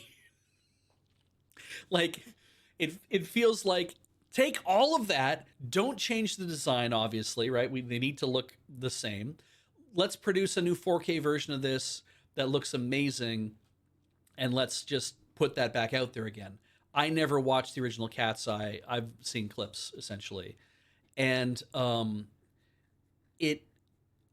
I don't know if it suffers from the fact that it feels like the art style feels old or like something else. I don't know if that's what turns me off, that it's like, my picture of what anime should look like this, because like it shouldn't. It should kind of look like anything that can be that. I don't like the fact that this guy is so dumb that he doesn't get that the three of them are like, they run the local cafe that's called Cat's Eye, but that also there's a trio of thieves called Cat's Eye, but he's like not willing to like face the fact that, hey, maybe these three are at the center of it somehow, or that they're involved, because why would they do that? Because I think in the first episode they kind of play off the fact that they called it Cat's Eye Cafe as a nod to the thieves, right? And I was like, okay, that's because they thought it would be funny, and that's how he's kind of like, you thought it was funny, but I hate the fact that you did that, or whatever. I don't really know. I don't know if I'll go back and watch more of it or not. I was also excited about Otto doing the opening to it, because I was like, well, that'll be cool, because, Otto's got a great voice. And I find them interesting. And I'm not into all their music, though, but I do find them interesting as a being. So I don't know. I maybe come back to this. I don't know if I will. We'll see. Disney Twisted Wonderland. No. I see this and I'm just like, when I see Disney Twisted Wonderland, just the first thing I think is like, I can be Yuo Angle or Twisted fucking Psychopath or whatever the hell, like that kind of thing. It makes me feel like, oh, it's Disney, but we're gonna be dark and shit. And it's like, you're not really gonna be dark, but even if you are, I don't believe you. Like, I don't want to, I don't watch dark stuff anyway. So even if you're like, but we're safety dark, it's like, that's not interesting. We're actually dark. I'm not interested in that either. Shit, I don't think you're going to do like the kind of the more modern Grand Guignol kind of Japanese grotesque stuff that I'm just like, doesn't sit well with me. You're not going to get into that either because you have a brand to uphold. But I'm given to understand this is a franchise for people who like to write about boys kissing each other. Oh, okay. Well, it has its audience. That's great. Thank you, Jolly G. Dokudemo Makibo, didn't watch that. Didn't watch this Fake Grand Order, whatever it is. Didn't watch Ganso Bandori-chan because I don't watch Bandori. I did not watch this OVA about Golden Kamuy, so didn't, because I'm not watching Golden Kamuy. Inpurukun no Sonzai Shinai Yoshikoto, didn't watch that. Iris Out. Ireze dances to Iris Out. I don't know what that even means. Kaguya-sama got a TV special, and I didn't know about it. And I'm going to have to track that down then, because I don't know what that special is for. Otonae no Kaidan, adults something or other. But yeah. When did that come out? Oh, it's coming out in 2 days. That's okay. Sequel to that, First Kiss Wa Onanai. Oh, this is a sequel to the movie that came out, didn't it? Huh. I got to track all that down, I guess. Kikaiji Kake no Mari. Yes, didn't watch that. Koala Kiki, didn't watch that. Little Twin Stars, didn't watch that. Mushiko no Eiyu, Betsu no blah. Betsu ni skill nankaira nakattandaga, didn't watch that. Nagahi no Bore wa intai shitai 2, didn't watch that. Oshiga Buki na narimashita. This is funny because I didn't watch that. But also, I swear that this is also listed for winter. We'll talk about that in a minute when we start to do winter. Puchikura Purikere Fairies Fairy Dance 2, didn't watch that. Saigo ni hitotsu dake onegai shite mo yoroshii deshou ka. This is... May I ask for one final thing? And Doodles has run into the problem that I ran into with the manga. So it had a tremendous first 3 episodes, but things fell off after. It's not bad, just not great. A lot of people are like, oh, one was a lot of fun. It was silly fun. It was great. My top anime of the season. This is a wonderful premise. I have to agree that the idea of I'm going to slide on these spiked gloves, fingerless gloves, and I'm going to just kick the shit out of people. People who deserve it, right? And it's like, that's kind of great that she gets her engagement called off, and she's not like a villainous in any way, shape, or form, but is set up in that whole villainous thing. And she's like, okay, well then, can I ask for one final thing? And it's basically just to beat the crap out of everybody who's in it, like basically reveal all the things that she knows and just beat the crap out of everybody who's like corrupt and awful. Because of course then the second prince is like a jackass, but then the first prince comes along and he's like, oh yes, I like you a lot because of these things. And my problem with the manga has just been we're caught in a loop of never actually resolving a problem. Like we'll have you get to a point of, it is now time for her to beat the shit out of everybody, and she will, but we have to have power creep, or else certainly it's not going to be interesting anymore. I'm like, I don't know about that. Like, we all watch a lot of police procedurals, and I don't need Jerry Orbach on Law and Order to like go fucking Super Saiyan in order to keep my interest in the show. I just need him to be good at his job, right? But we just kind of keep elevating what everybody's doing and the abilities that people have, and then she ends up in a situation or a trap, and she needs to get better. I'm like, I don't need that. Like, we've been watching. Now we need to see it.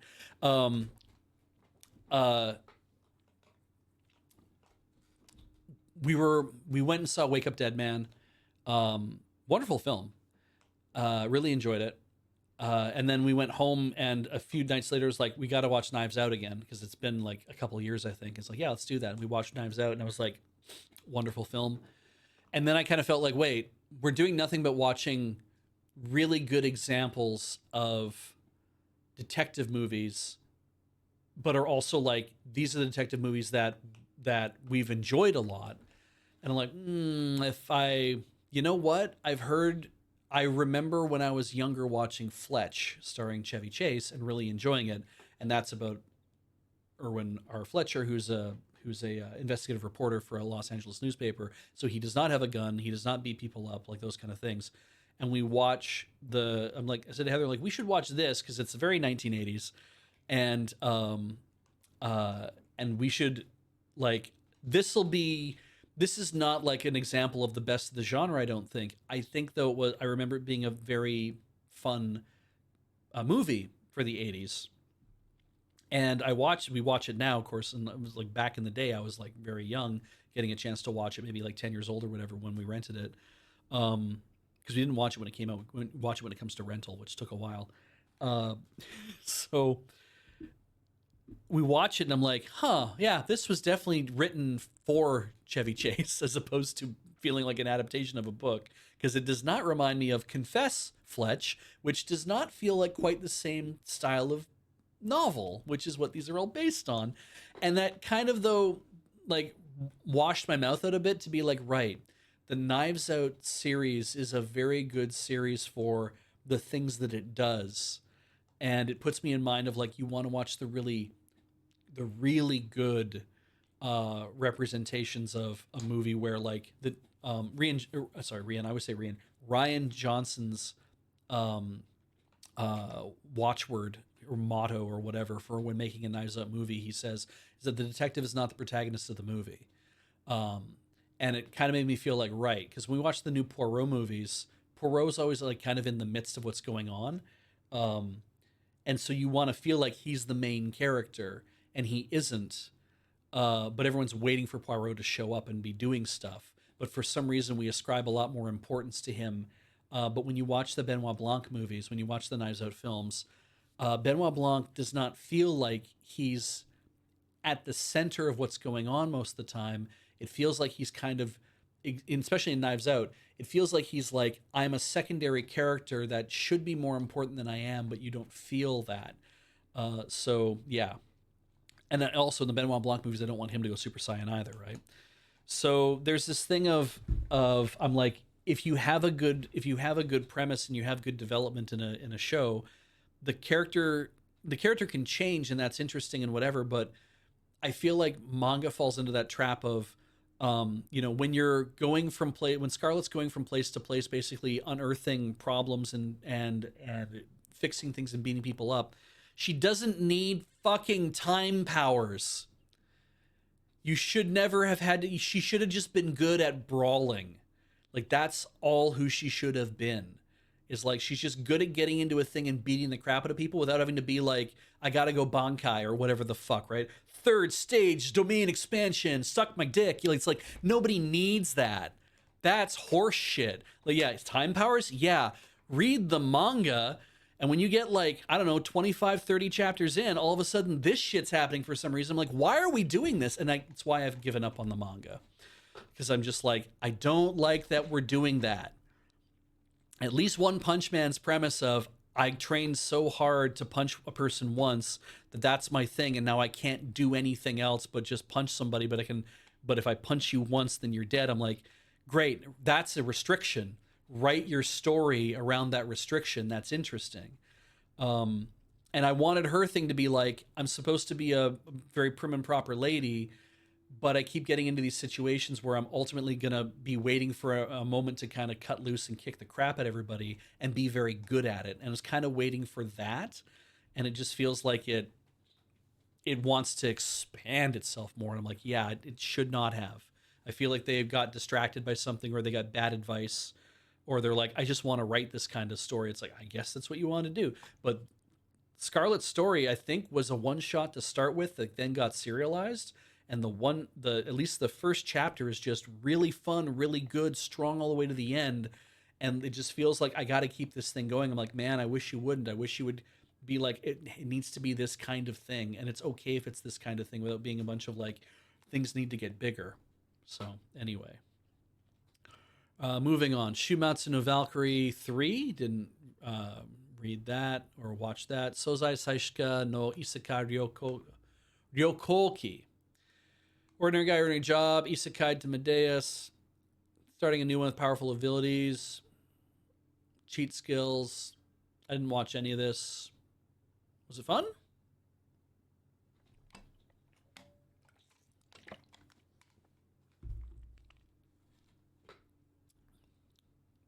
Anybody watch this? I did not. It sounds like it's just pretty laid back though too, but I also didn't really like. There's no hook about this. It's just like it's just another isekai. I'm like, there's no hook written on the screen here, so I'm like, I don't really fuck with that. So moving on. Star Wars Visions Volume 3. Didn't watch the other ones. Have kind of not really been that interested in Star Wars overall. So didn't really make a thing. The Lenticulars by Trigger. Ian might have watched this. I don't know. I didn't. I don't know what it's about. Apparently nobody knows what it's about because it never got a thing. Felt like a bog standard high school romance. From Trigger? It felt like a bog standard high school romance, Doodles. But Trigger made this thing? Oh, what could that mean? All right. Ugoku Nekomukashi Banashi. Didn't watch that. Undead Unluck Winter Hen. Yeah, Winter Arc from Undead Unluck. Maybe you are into that. Yase no Last Boss ga Arawadata.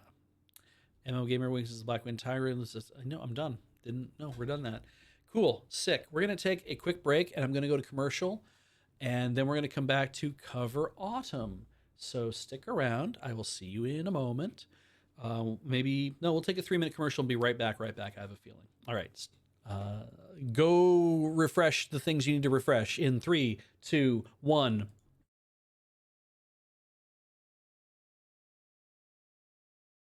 Oh, shit. We're back.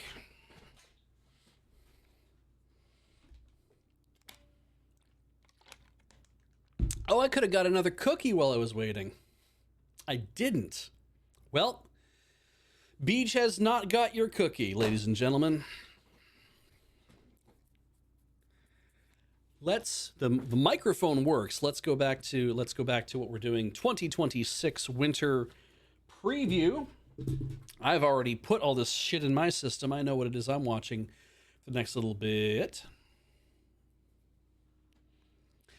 I just saw somebody bring up the Muppet Christmas Carol. Is there an uncut version of the Muppets Christmas Carol that I'm missing that I don't know about? Is there one out there like that where it's like, oh, the one that's on Disney Plus is not like the complete version if there's the one that's supposed to have more things in it? You look for one thing like uncut Muppet Christmas Carol on online, and you have no idea what any of that means.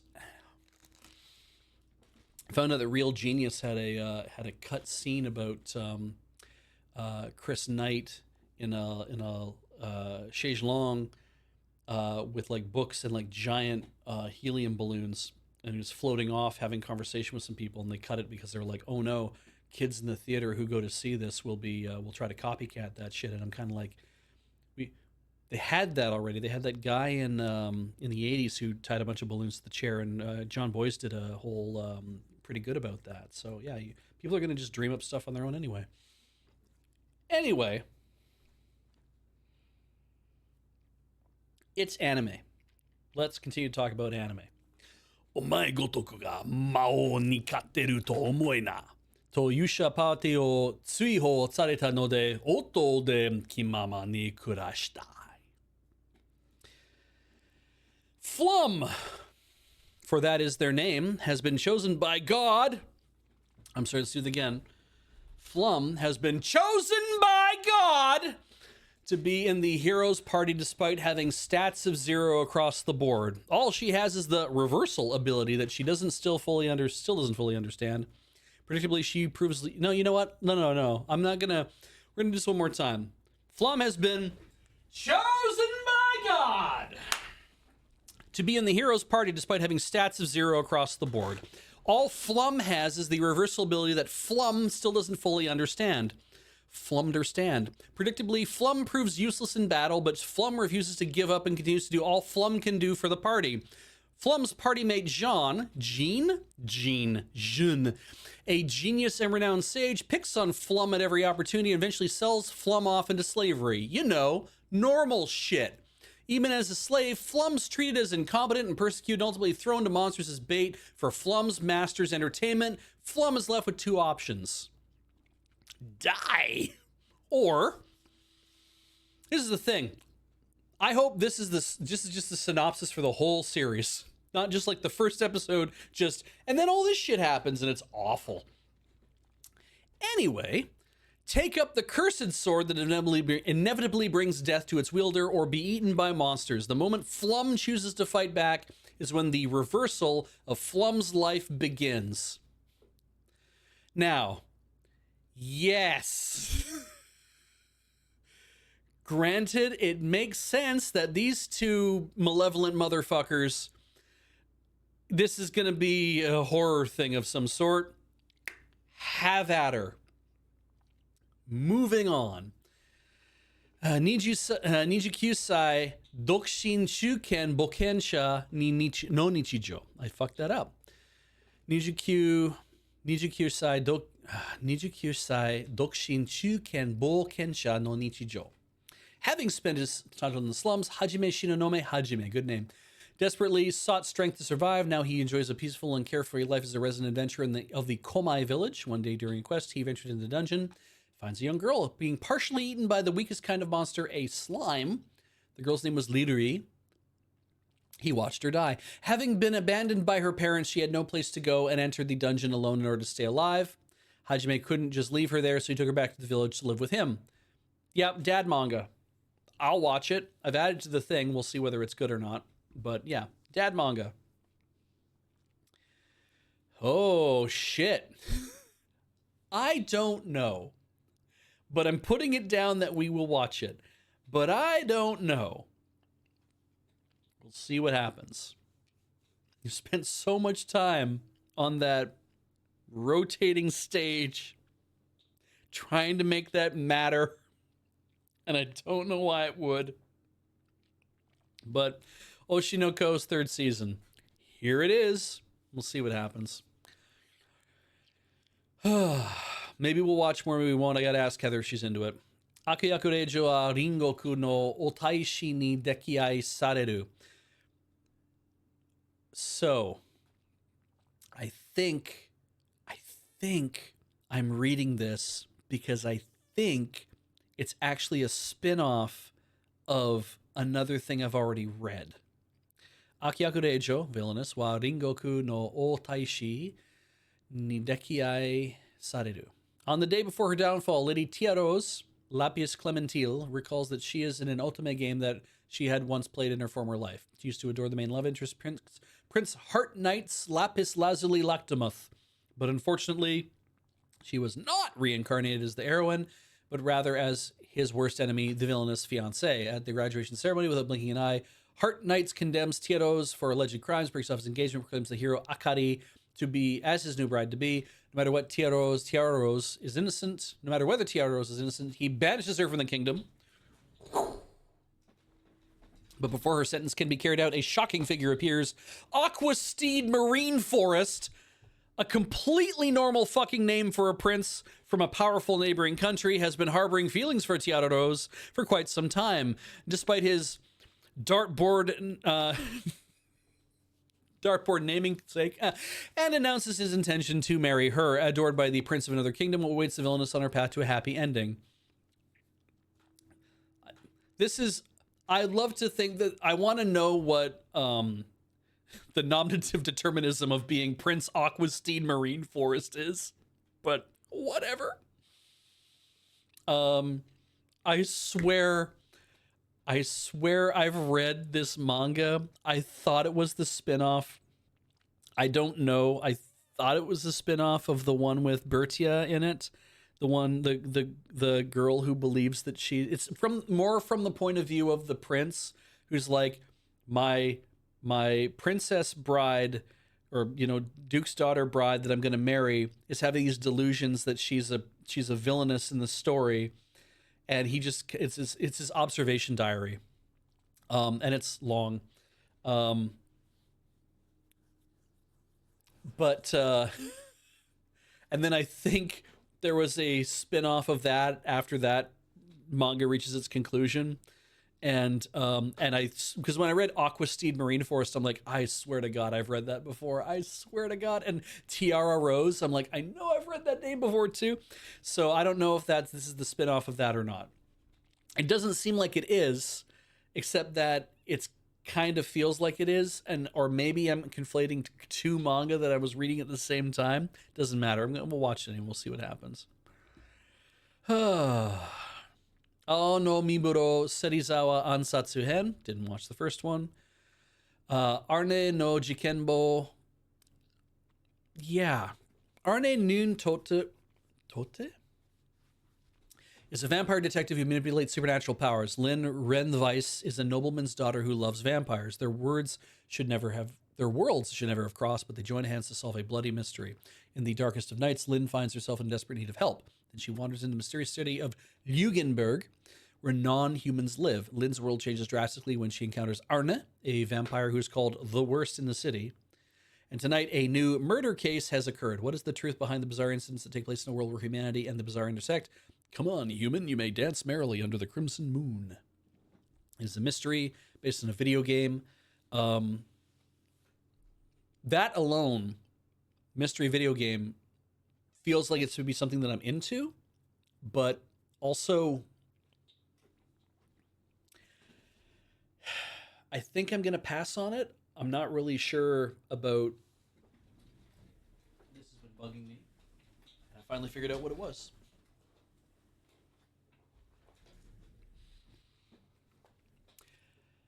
I don't think I'm gonna want to watch this, even though like mystery video game, like if it's a good video game, then I would assume that the mysteries will be interestingly written, because that's kind of a requirement these days, is to get more and more convoluted mystery stuff, and then maybe that turns into something fun. I'm also not always, don't jam on vampires all the time, so I am gonna skip this. Card Vanguard Tivanez Genma Seisenhan, gonna miss that. Oh, right. Okay. Champignon no Majo, or the Mushroom Witch, or I like that it's being called Champignon Witch. I think that's actually even more fun to say. And you can see it here. Champignon no Majo. I've read this manga. I'm still up to date on this manga. And it is unusual. It feels like the mangaka started the story. Well, let's read what the description is. Luna, a black witch who lives quietly in a poisonous mushroom house deep in the Black Forest. That's not a sentence. She lives in the city. No, she doesn't. She goes to the city making high efficiency medicines, but she is rumored to die. Okay. Maybe I have to read the thing. Luna is a black witch who lives out in the Black Forest, and she lives in a poisonous mushroom house. Well, she lives in a mushroom house, definitely. She comes to the city, she makes high effectiveness medications, not efficiency, but more efficacy medicines, right? But she also like shops for books and does stuff there. But people won't go near her because when she walks through the streets, mushrooms pop up from the cobblestones and then like kind of fall over. And she's rumored to be poisonous herself. The life of the witch is to know the warmth of people is carefully and momentarily drawn. Now, I want you to ignore Lys here. He probably figures into the whole thing. I know who he is. The little cute characters, including the crow, are who you will meet in the they're who you'll meet in the series if you're starting to read the manga. The manga is interesting and I think you should. I don't know how this is going to start. Okay, watch this and that'll be great. But if it doesn't start with Luna just by herself going to the city, meeting a couple of people, and just kind of going about her errands, and people kind of shit talking her a little bit, and kind of having that life, then you might be missing some context from earlier chapters, which are made to be, I think, more of a character study, as opposed to let's start the world building.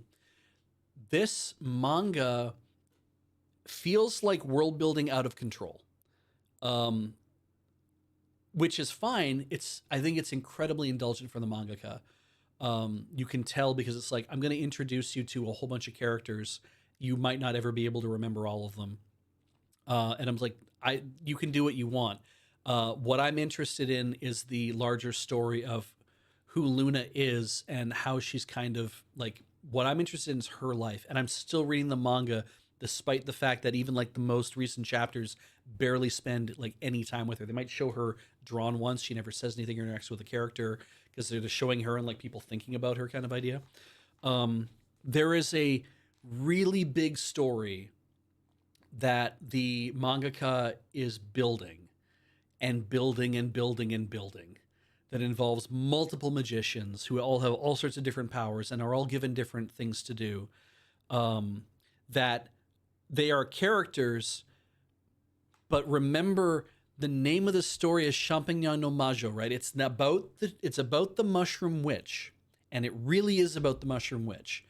And all of these characters are ultimately all side characters anyway, but they are all more important, powerful in different ways than her. And she is still kind of a young girl. Like she looks like she's about 16 years old or whatever for a reason, right? That she's this younger girl and is kind of saddled with all of this power and ability. Now, why is the poison important? There is a miasma in the land, and the fact that she is poisonous is related to this, and I don't want to tell you how any of that interacts with each other. But it's people fear her because she seems to be around whenever poison is around.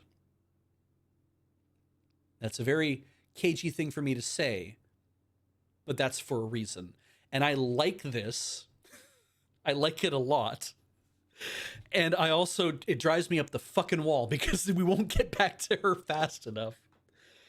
She's not even that fascinating a character is the other thing. She's just kind of like, she's sad and she's lonely. And maybe it is a whole like, oh, I want to protect the, whatever. It's like, I don't know, but it's also the manga's really interesting because the workup at the end of the end of the volumes or the end of some chapters, there's the mangaka will do a croquis kind of, but she'll do like, this is what Luna was wearing and here's the front and here's the back of it, and this is a 17th century German peasant outfit, or this is an 18th century Victorian outfit she's wearing, or this was cribbed from this era, or this character's wearing this clothing from this era, and it's from like a Dutch countryside, but this is from Belgium, like that kind of thing. They're drawing on a lot of European. The mangaka is extremely interested in European fashion that isn't just like of the nobility. It's what everybody would have been wearing at different times. But there are nobles, there are kings and queens in this book as well, or in the manga. And so all factors of this fashion show up and become like, she's wearing different clothing all the time. They're all wearing different clothing all the time. They have wardrobes, right? They have things that they wear because the mangaka likes drawing clothing, and you can really tell that they really like drawing clothing. It's like reading Hakame and Mihoshi, but the little tiny humans that live in the forest with all the larger animals and stuff, where all of the stuff you can tell from when you watch it. You're like, when you're reading it and you're watching, it's like, oh, all of the activities and the things that are going on in here are all of these things, the items, the stuff that shows up is very important to the mangaka. The look of the houses and the look of the furniture and the look of the food is all very important to the mangaka. And so this is like that. This is this style of thing, and I've never seen a manga where they're like, I want to give them outfits to wear that kind of fade into the background because it's peasant wear, but at the same time, it's all different peasant wear from all different kinds of places. And you're more interested in kind of the dreamlike feeling of the setting and of the story. And that, I think, is the hardest thing to kind of approach in Mushroom Witch. Is it's the early chapters are a very simple idea to the story, and we reach a point where everything kind of stops, and then we start the real story, like the story that's going on that involves Liz, for example. That's the real story. And everything before that is, I did a lot of work, and then I got to the end of what I was doing with Luna and the people around and whatever else, and I was like, you know what, actually, I want to start this story over, is what it feels like. I'm done doing all this. I need to start the story again, and this time when I start it, it's going to be about this character and this character together and what that's going to mean. And it's really odd. And the development of the chapters feels a little bit the development of chapters feels a little bit like when I say dreamlike, I'm like, it's not like things don't make sense, but it's like it feels airy in a way that's like the when I'm reading it, it's like the mangaka wants me to look at this and try to internalize all this information, but if I don't, it doesn't really matter. There's a story about a king that falls in love with a wizard, and the king also has a wife, and the wife understands the king is in love with the wizard, and the wizard is in love with the king, and they have these two men have a doomed romance kind of idea.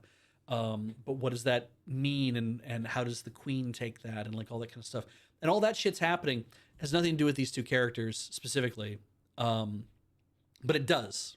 But it doesn't, because they're not like reincarnations of, like the king and the queen or whatever. But it does, right? And it's like this is important to the storyline and whatever else. I'm like, wow, there's a lot going on here, and that's what I'm like when I said earlier. The mangaka is being permitted, allowed. They're indulging themselves in building and building and building and building this world, and they just keep building and building and building the world, which is what I find a little frustrating about reading it. Is because I'm like, it's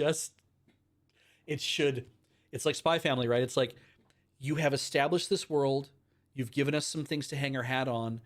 It doesn't need to get that deep yet. I think there needs to be more development and you've given us these characters. Why did you give them to us and then decide you want to ignore them for 4 chapters? It's like I would prefer if they get brought along for the thing and it makes a little more sense that way. If you were writing a novel, then it would be different, I think, because you can get through that faster, right? You're writing a novel, or the novel is there and you can read the whole thing. The manga, you have to wait weeks at a time before you can actually get the next chapter of it, and it's just like reading a serial that takes freaking forever, and then trying to remember where was I in the last chapter. So I'm excited to see what the adaptation is like. And Jolly G says that the preview video does feature a fair amount of the blonde kid of Lise, and I'm like, if Lise is in that, that means that they're starting from the point where, or at least the bulk of the show is going to be based on that. They might even start from where that story starts and just says, we're going to kind of accelerate through a lot of the early stuff with Luna to kind of be like character building, but really fast. And we're going to maybe even end the first episode on her discovering Lise, and that's important.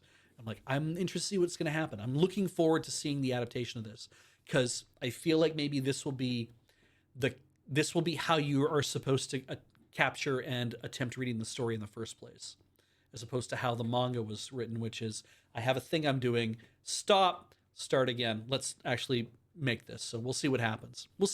Maybe it was all important and I didn't realize that, but it felt like it was starting over. So moving on. Dark Moon, Kuro no Tsuki no Saidan. Welcome to Riverfield, where the most popular boys at 2 rival schools happen to be vampires and werewolves. When a mysterious new student, Suha, transfers to Riverfield, the rivals find themselves inexplicably drawn to her. As horrible incidents start to shake the town, the boys' forgotten pasts slowly start to unravel, and their world turns upside down. All right, so a girl shows up and all the boys get really fucking horny. I'm not going to watch it. I'm going to move on. Darwin Jihen. Created in a biological science lab, Charlie is a half-human, half-chimpanzee hybrid known as a human Z. Raised by his adoptive human parents, Charlie is now 15 and starting high school. There he meets Lucy, a clever loner who becomes his first ever friend, but his normal life is shattered when the human rights extremist who freed his mother from the lab 15 years ago reemerges as terrorists bent on kidnapping Charlie at all costs. I read it and I'm not really sold on it. It's a sci-fi thriller, so maybe built out over however many episodes, that could be really interesting. It's not something I feel like watching. Didn't grab me in the way I would expect it to. Maybe this would work as a movie. I can't say for sure. Maybe it actually works really well as chaptered work, but yeah, I will move on. Dead Account. This is not selling me. Always ready for a fight. Still not selling me. Destruction for destruction's sake. Oh man, that's like strike 3. So let's keep going. The online streamer Aoringo is a troll, making the worst of boundary pushing flame bait content and raking in the revenue from the hate watchers. You may think he's nothing more than a bottom feeder in Draen's society, but in reality, he's high school dropout Soji Enishiro, a caring older brother with a sweet tooth who loves nothing more than his little sister. His viral videos? Just a way to pay his sister's medical bills, and even if all of humanity hates him, he doesn't care as long as his little sister gets better. But then, something very strange begins to happen. He realizes he is an asshole. I don't know. Griefing is one of those things that I never really liked. I'm passing on this. Maybe he gets sucked into the game. I don't really. Maybe he gets hunted down by people and he gets powers. I don't really know. I think it's interesting that somebody would decide to make a manga that's based around the idea of what if somebody was a griefer, but also was like a super great, wonderful person, but just knew that it's like, I can only make money fast if I'm, doing this. I'm like, yeah, I don't know. I don't know what any of that's supposed to mean. Dose Koshite Shimaunda, season 2. Didn't watch the first one. Enen no Shobotai, San no Sho, part 2. I didn't watch Fire Force. We dropped it. So anyway, stop a final world-ending blaze. It is a shonen anime. Jesus Christ.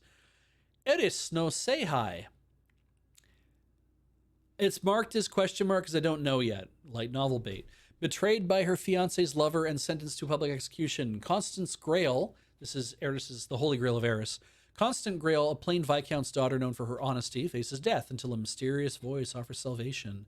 Scarlett Castiel, a noblewoman long thought dead, probably the one in red there, may be her only hope. Together, these unlikely allies uncover a dark conspiracy lurking in the heart of high society. High society, more like pie society, where betrayal, secrets, and power collide. I will give it a test. Might be interesting. I do like the character design. Like, we're like, oh, noblewoman, long thought dead. Shelf. Also, really cute and innocent, but is also like going to be, a thing. It's like, yes, okay, not the villainous we expect. So who knows what any of this means? Give it a test. We'll see what happens. Could be good. I'm not really sure. Fate Strange Fake. I don't do Fate. So it's also a sequel to the previous Fate. I'm going to just move on. Not because I think it's a bad show, or bad series, bad whatever. I just have never done it, so it's not my thing. Golden Kamuy Saishu Show, 5th and final season. Great, more Golden Kamuy. They should really have like action, adventure, comedy, brutal violence. Like, they should have that in there too.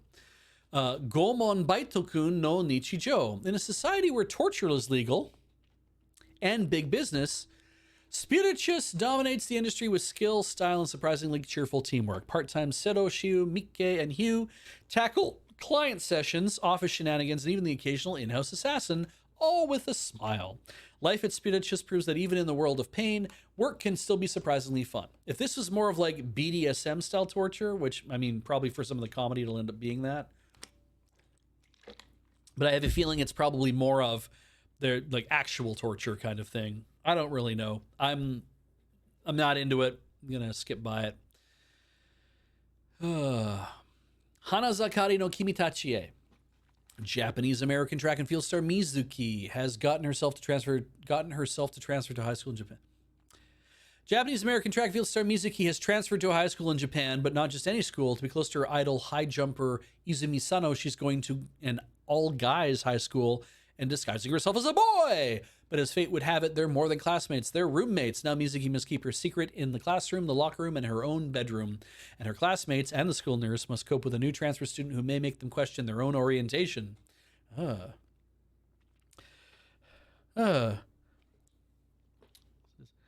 in, boy. My name's Bob, sir. Yes, Bob. How can I help you? I'm a young boy with pull. God, that whole thing. I'm lusting after my manservant. Just pop your manservant on the table. We'll have a look at it. I'm not going to watch it. Or on High School Host Club. Like, was astounding. But everybody was in on the joke. Right? All the boys were all like, we got to dress you up as... we got to dress Haruhi up as a boy. And that'll be fine. And I have friends that will understand whatever. The thing of let's plant this girl in the school. There's a old 80s movie called Just One of the Boys, has boobs in it, where girl has to dress up like a boy and get through the whole thing. I know there's like 12th Night and stuff. This has been going on for years, that kind of idea. And I was just like, I can't, like, I see all this and I'm like, I don't see how this, other than the boys all being like, oh my God, do I like a boy? Do I like a boy? Oh my God, like that kind of thing. And whereas like in Oran, it felt more like all the boys were like, we'll all cover for Haruhi, that'll be fine. But as a result of them all covering for Haruhi, they also like slowly start to fall in love with her, which I think is a lot of fun. Now, Dugma says the manga is very, very old and exceptionally good. And if it's good, that's interesting. Oh, some are in it, some are not. Huh. That could be interesting. Especially if, like, the boy that she's staying with, well, it's just she has to keep her secret in her own bedroom. I don't know. All right. All right. Okay. We'll do a test. We'll watch a few. We'll see how it goes over a few episodes. Maybe I'll enjoy it. It could be fun. Moving on. Hell mode. Yarikomi ski no gamer wa haisete no isekai de muso suru.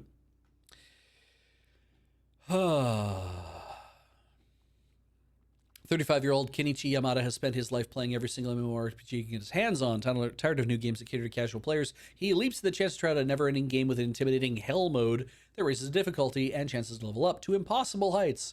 But as soon as he selects the summoner, Kenichi finds himself transported into a world of the game and reborn to a family of serfs as a baby named Alan. With nothing but his memories and wits to guide him, Alan sets off to conquer hell mode, unearth the secrets of the summoner class, and free his newfound family from their fate. It sure is this kind of show. Oh, some of you have been reading it apparently already. Oh, it's a light novel. All right.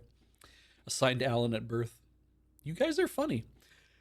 High School Kimengumi 2026. The wildly eccentric group the Kimengumi returned in the Reiwa era with their ultra high energy youth comedy.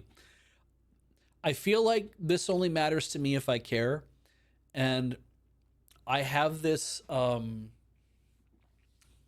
I have Osamatsu-san rolling around in my head so much when I see things like this where I'm like, oh, the first thing of Osamatsu-san was a lot of fun. And you know, it is just like, feels like gag manga kind of thing. And I'm like, this feels like it's yet another gag manga thing with these 5 characters. It's just like, no. Like, I love good gag manga. I am not in the mood for it. Maybe it's like, part of this feels to me like you can discover something because like Returns in the Reiwa era. I'm like, right. I'm like, you get to discover a new group of people from the 1960s that were doing gag comedy back in that era, and we're going to bring it to the future, and you get to watch it. And it's just like, but I'm not excited by that anymore. I think because maybe like I watched up to the second season, into the second season of Osamatsu-san. I'm like, I'm not as interested in this anymore as I thought I would be. And like, I keep wanting to watch more Yagamanga Biori, and I can't seem to get it anywhere. I liked that because it was real stupid, and I like a good gag manga, but yeah, I don't know. It would be nice if there was more here to hang that on, to be like, this is why you should care about who these characters are, because I kind of don't. So I think it's more, this will be end up being a thing more for like casual checkout, or maybe people who remember it from like the old days or something, whatever the hell it is. I'm going to move on. Kuidori, the fire extinguishing samurai who stopped the Great Fire, was called the Fire-Eating Bird. Matsunaga Gengo, once known as the Fire-Eating Bird, I wonder if he fights fires, was the best firefighting samurai in Edo. Oh, I see. He had resigned from the fire brigade for a reason, but suddenly received an invitation to serve in the Shinjo clan. The Shinjo clan's firefighting team had no money and no personnel and was looked down upon by those around them. With the encouragement of his wife Miyuki, Gengo decides to rebuild the collapsed firefighting clan as its chairman. Gengo and his friends, all of whom have their own peculiarities, struggle to save any life despite being ridiculed as ragged steeplejacks. This is the Boro Tobigumi. In Edo, a mysterious series of suspicious fires called foxfires continue, An entertaining action drama opens with the firefighters scrambling to save lives in the face of the approaching disaster. Now, Fire Force burned the fuck out of me. Because what I thought I was getting was, we're going to work hard and fight fires. And there was that other show that I watched a little while ago about we're going to work hard and fight fires. That ended up being like more training anime for a little while. And then, I don't know, I think I dropped it. I don't know what happened to that show. I don't remember the name of it. This seems fun, and I get the point of we need all these different guys who all look different, so you'll be able to tell the differences between them. Is this a manga? Who knows what it is? It doesn't even, it won't actually like, there we go. Show me. It's a novel. Okay. That might be a little more of a well-contained story because it'll have been written with a beginning, a middle, and an end, and it will feel like this is all that there is, and it will feel like it actually, goes through a process. It'll have like a real plot that doesn't just kind of like spring up out of nowhere. But I still don't know if I want to watch it. Like maybe the action drama thing might not grab me. I don't know. That's why I haven't marked it down as the thing to watch. So I will move on. Hime-sama Goemon no Jikan desu, second season. 'Tis time for Torture Princess, which is goofy, lighthearted, fun show about the princess who is the commander of the 3rd Legion, and with her sword Excalibur, being captured by the demons and being made a prisoner, and then just having a fun time every day, having to resist eating all this food, and then she can't, and so she gives away a secret. And yeah, I liked the manga. It was almost 300 chapters, and it's the same joke every time, and it still is just fun because it's just really like but I don't know if I'll watch the second season or not. I'm not sure if I will, because watching it was a lot of fucking chapters these Undai. Like I said, 300, 175, 250. I don't know. It just felt like it went on forever. It was so many chapters. It was like 28 chapters. It was like long. And yeah, it was just fun, brainless kind of whatever. And everyone's tying themselves in knots to try to make this into torture, and realizing what the job of the torturer is. And also the Hell King is just the funnest dude. I might watch it. 301 chapters. Okay. I didn't freak out. I did actually nail it. So yeah, I just recently finished, I think about last year. The Hell Lord just wants to be a good dad. You're right, Elemental Haven. See, a lot of us are reading it or watching it. I don't know if I'll watch more of it because I'm like, watching it takes longer to watch an episode than it does to read the manga. And the manga is like, you can read a chapter really fast, so you can kind of just enjoy the things that have happened in it, and then you're like, and I'm done. But if I have to sit down and watch like a chapter, or sit down and watch the show, there might be a couple chapters, maybe more in a thing, and it's like, it's going to take me 23 minutes to get through this whole thing, and I already know the joke, and then seeing it 3 times in a row kind of, you start to feel like I'm seeing the same thing over and over. But I don't know. I think I might watch more of it. We'll see. I'm not really considering watching more of it. Hoppe-chan Sun o Koku to Kuro Hoppedan no Himitsu. The anime story is set in a world made of cuteness called Sun Kingdom. It could be Sun, I don't know. Ganso Hoppe-chan, who lost her memory, appears in the kingdom. Meanwhile, in the real world, an office worker named Hoho is slowly losing her self-esteem in her work and life, setting her on the verge of becoming lost in life. Somewhere between Ganso Hoppe-chan and Hoho's world, their paths cross. Oh, that must be Hoho down here. Back in Sun Kingdom, toxic Hoppe-chan creatures are creating an uncute place, and Ganso Hoppe-chan joins the Guardians to protect the kingdom. So it looks like it's a Precure, Sailor Moon. I'm not sure. What I am sure about is I don't think I'm interested in watching it. I don't know what it's going to try to end up being. Its source is other. Doesn't even say original, just as other. But This could be based on like marketing. I'm not really sure. Moving on. Ikoku Nikki. I swear I've read this. Reclusive novelist Makio Kodai has always preferred the company of books, but when her sister and brother-in-law pass away, Makio unexpectedly becomes the guardian of her 15-year-old niece Asa Takumi. I swear I've read this.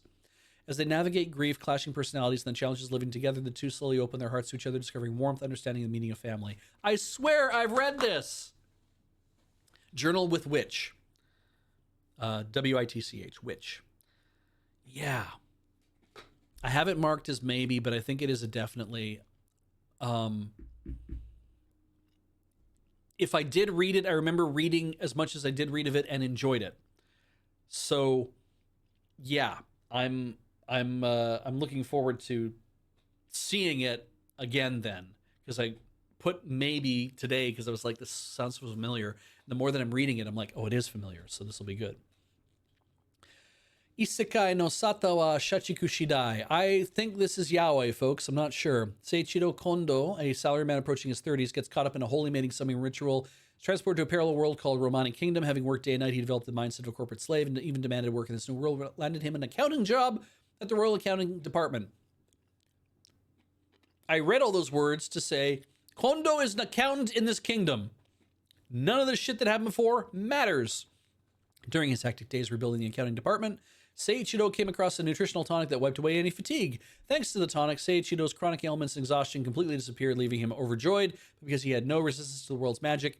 The side effects put his life in danger. The only way to survive was to have sex with someone, with magic help accustom his body to magical energy. So with no other choice, Seiichiro entrusts himself to Aresh, captain of the Third Royal Order, known as the Ice Prince. They be fucking, boys. I think, I don't know. It is a light novel, so maybe it is. I don't yaoi, you all know this. But there it is. This could be fun. And isekai yaoi could be good. I don't know. I've read isekai yuri that are fun. So anyway. Jigoku Sensei Nube, part 2 of that, second cour of the first one. I didn't watch any of this, so I won't be watching more of this. Jigokuraku second season, didn't watch that, so not watching that. I'm pretty sure I didn't watch this, right? Doesn't look familiar. Jingai Kyoshitsu no Ningen Girai Kyoshi. I watched the PV for this today. After a traumatic incident ends his teaching career, Rei Hitoma is certain he hates humans, yet when he sees a job for a teacher who truly cares for their students, he's compelled to apply. Before he knows it, he's hired, only to find out his students are demi-humans. What begins as a job becomes a journey for healing for both a teacher who's lost faith in humanity and students who dream of it. I watched the PV today, and interesting idea that the 4 girls, she's a wolf, she's a shrike, she's a bunny, and she's a mermaid. You know, the 4 classic. They're all in the advanced class, so there's only 4 of them in the classroom. And I'm just getting like just shades of like, oh, this feels like Negima, where it's like all the girls want to date the teacher. I don't know, but it's like, I don't know if that's true or not. But there are only the 4 of them in one classroom with him in this high school in a forest. And they all have very distinct personalities. And I was just like, it just feels like we're missing a couple of tags here. And I like, yeah, the whole thing with the demi-human thing, though, they all have a dream of doing something. Like the mermaid wants to become a human so that she can dance.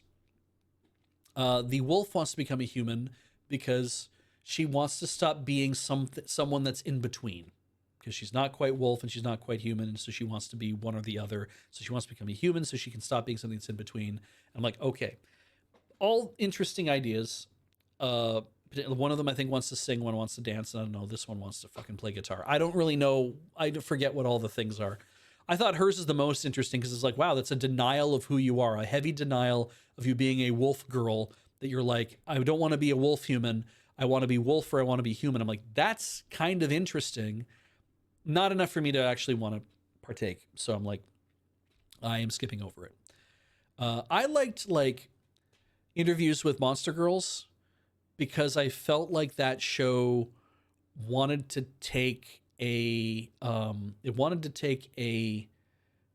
the idea of you're a teacher in this school and you're like a monster, like a demi-human fanatic as well, and you are like spending time trying to think through, like trying to like logically, but maybe also philosophically or maybe psychologically working through what it means to be a demi-human in these ways because you're not a demi-human at all, and that the people you're talking to are teenagers, which are like they're the most kind of vulnerable at that time of their life, trying to understand who they are too.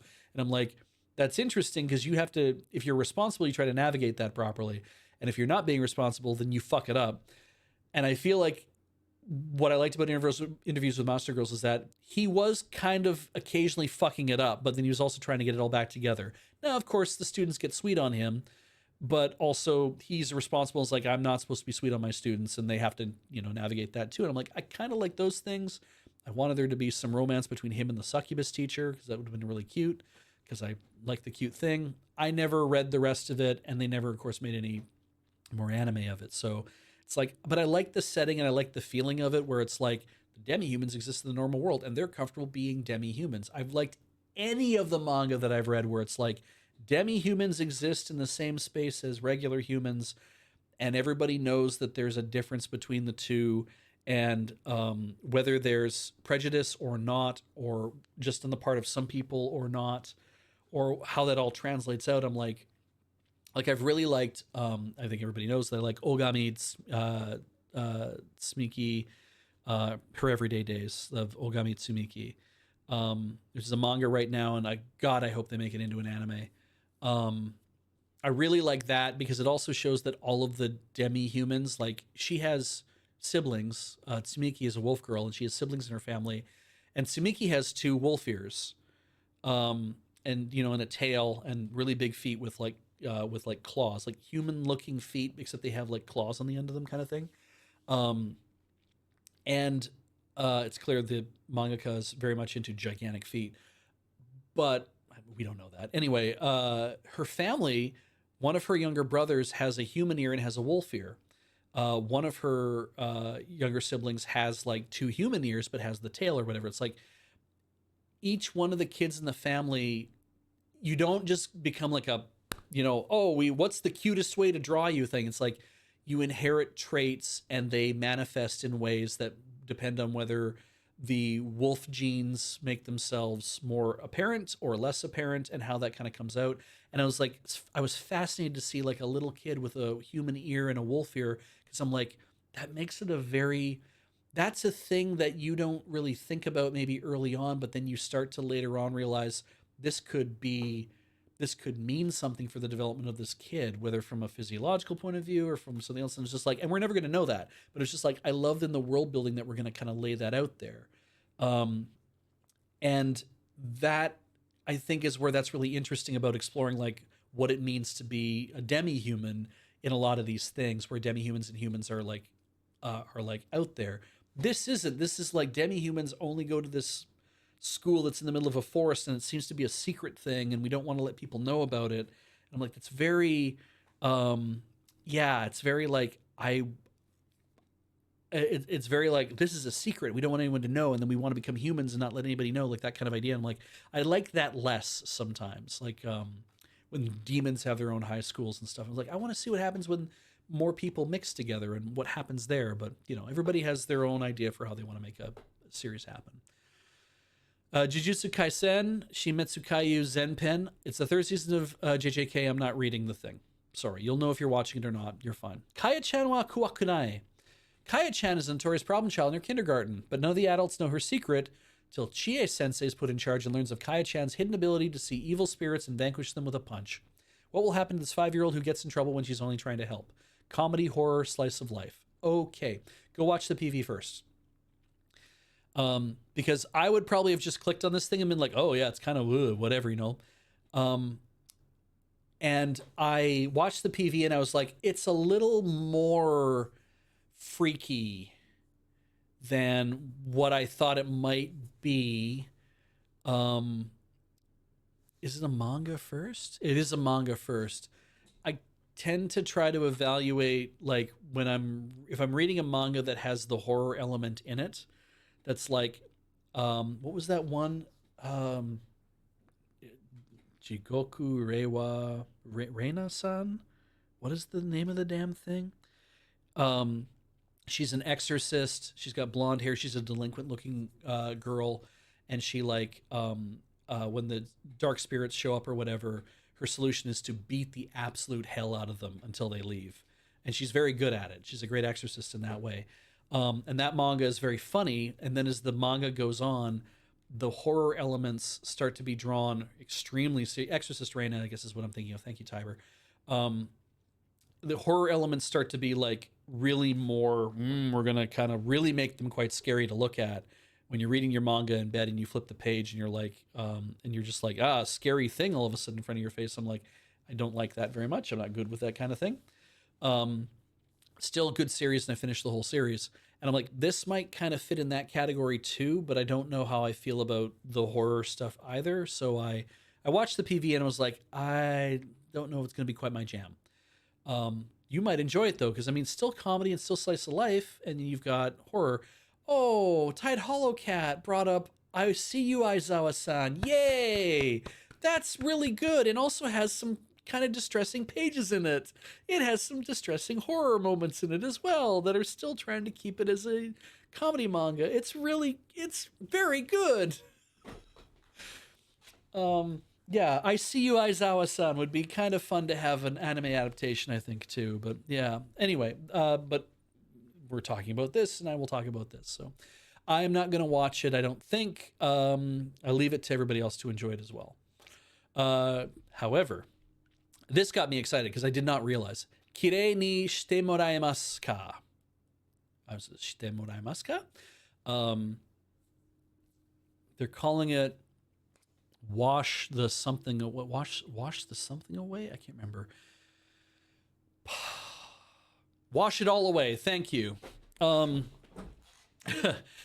reading the manga for this, and one thing I like, Kinmei, who's the main character, she's very cute. She's very cute in the manga. I don't think they quite captured her very well in the character design here. She's cuter in the manga, absolutely. With an endearing protagonist and luscious art, this seaside slice of life story offers tranquility in the chaos of the modern world. For 2 years, Wakana Kinmei has run a laundry service in the seaside resort town of Atami, where she's built a fulfilling life, making friends with the locals and visiting hot springs. Although Wakana has no knowledge of her own past, her cleaning services safeguard memories imbued in customers' precious items. Now, I'm going to be clear. This is important to her character. It is not at all important to what we're going to get out of this story, I have a feeling. She shows up here because she remembers something. This is a piece of the story. She remembers something important, doesn't know what. Will they explore that in the story? Will there be more hints given or some better understanding of what's going on? In the 40 chapters or so, I think, that have been scanlated, I don't remember anything coming up that important. This is just much more of a slice of life. That romance tag is fucking hilarious. I wouldn't even say it belongs there. It is very heavily a slice of life that's got a little bit of comedy, and it's quite nice. The mangaka finally gave in. I think it in the 30th chapter or so, and finally drew her nude in one of the hot springs tubs, so you could see her bare ass. And I was like, yeah, that took you a while, but you knew people were clamoring for that. There isn't a lot of nudity in this series. There is a lot of like, we're going to go to the local baths and stuff like that, but they don't really get overblown in that kind of thing. But I was like, at some point, someone is going to say, yeah, but you need to now draw her. We need to see her butt. And then at a certain point, it's like, yeah, we're going to draw her butt. Okay, great. Everyone got to see her butt. Everyone's very pleased about that, I'm sure. Maybe that's why they haven't scanlated any more chapters. Is just that the people doing it were like, we got to see her butt, and that's enough. So I think it's very cute, because watch the PV for this, even if it's not translated. It really gets into the cleaning of clothing and into running a laundry the way that she runs the laundry. And like, she has this giant box, not a box, it's a carrier thing, right? It's a padded carrier thing, carrying bag that she runs around town and returns people's clothing to them after they've cleaned it. So she has kind of a door-to-door service. And she also picks up clothing from people. So she might come by somebody's place and like, here's your clothing back. And they'll be like, oh, I've got some new stuff for you. And they hand it to her. She'll put that in the thing and she'll run off to do whatever. But she doesn't always, because sometimes it's like people will come and drop the things off at the store and they don't need home delivery. So she doesn't do a home delivery kind of thing. But she's done other stuff, like she'll run into a piece of clothing and she'll be cleaning it. And then she'll notice there's something broken on it. And so she'll fix it. There's a chapter about that involving happy coats and stuff too, that I really thought was quite cute, because I was like, that's like what went on. I think was really interesting. It kind of shows you how festivals and stuff get run in a lot of like smaller towns and everything too. But yeah, I really like this. I like it a lot, and I am looking forward to getting to see it animated and see how they actually operate it. Moving on, Majutsi Kunon wa mieteru. Kunon, a young man who cannot see, has the goal of creating new eyes with water magic. After just 5 months of learning sorcery, Kunon surpassed his own mentor and honed his talent as he tried to do a feat that's never been done before. A fantasy about a young man, a blind genius, who opens up the world through curiosity and the pursuit for magic is about to begin. I'm not that interested in it, though. Mato Seihei no Slave 2. How about that tag? Look at that shit. Yeah, moving on. The kid is kind of creepy towards women. Is that because he can't see them? Does he like run into it? Doesn't matter. We'll move on. Mayonaka Heart Tune. My heart tune sank when I realized this was not a continuation of Mayonaka Punch. Man, did I want to do that. Really would have liked some more Mayonaka Punch. I mean, that show is done. That show wrapped up, so it doesn't need any more, but yeah. Just by looking at the key art, you can kind of already understand what's coming. When Arisu Yamabuki was all alone in bed at night, he was able to find solace in the voice of a radio host who went by Apollo. However, one day she simply stopped broadcasting without any explanation.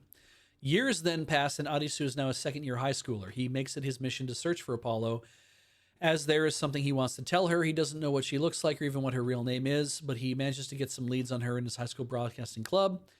That's where he meets 4 girls who all dream to get a job where they can make full use of their voices. Just who is Apollo, and how will those 4's dream pan out? Those 4's dreams pan out. Good luck.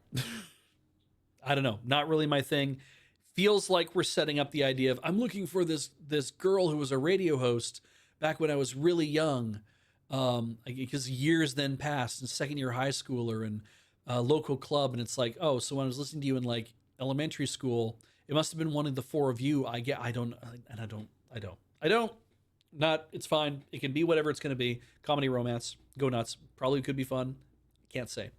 Medalist is getting a 2nd season, so enjoy that. Odayaka Kizoku no Kyuka no Susume. Boy, I think this is about boys kissing. When Liesel mysteriously finds himself in a city that bears odd similarities to his own but clearly isn't, he quickly comes to terms with the unlikely truth. This is an entirely different world.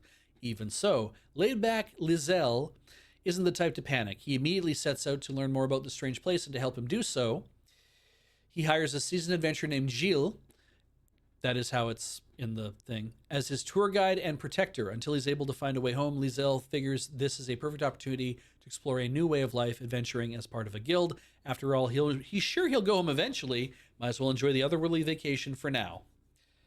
It definitely feels like it's supposed to be about boys kissing. Can't say for sure. Watch the PV, you probably get a sense of it. Omae wa mada gunma o shiranai. Reiwa ban. Ooh, a light anime, whatever that means for this. Probably like light anime, I'm going to assume means not very well animated. I don't know what it means. Barely animated, maybe. Who knows? Osananajimi to love comedy ni naranai. A high school boy, has a problem. 2 childhood friends, Shio and so-called Akari, who go to the same high school, are too cute. That's not your problem, dude. That's their problem. If they find out I'm the only one looking sexually at them now, they've grown up, even though I have no intention of doing so, that would be... Wait, what the fuck? Okay, no, I think I parsed that. Okay, that would be too much. On the other hand, the 2 childhood friends also have their own secrets? It's so awkward. It's complicated, but childhood friends are the best. A sweet and impatient love triangle, comedy, love, and comedy where you can't be honest.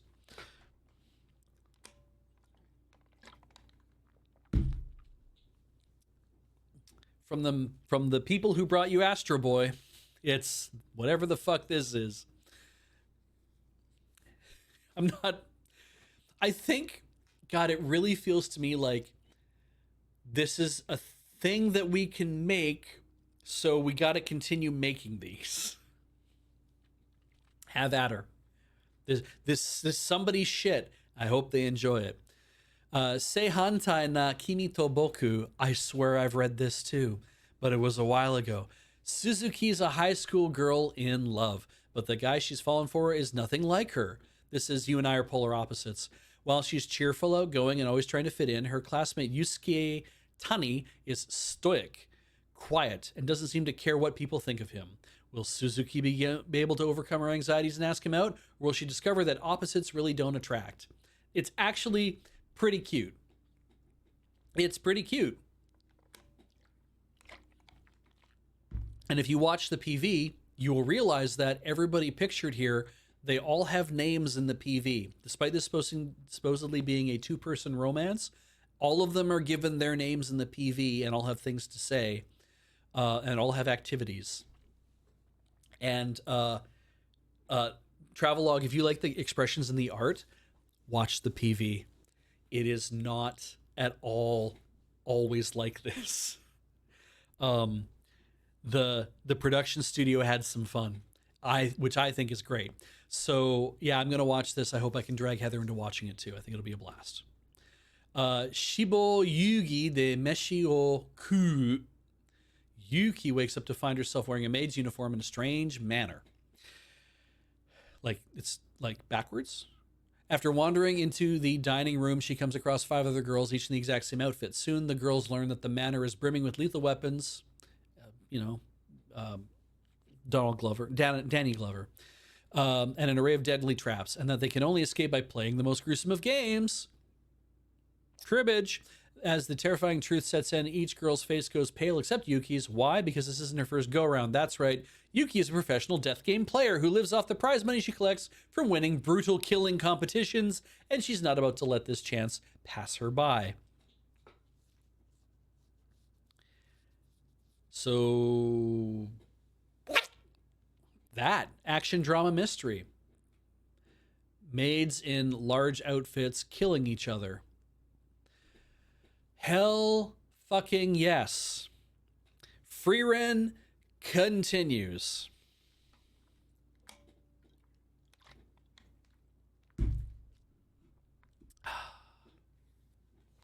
Looking forward to more of this.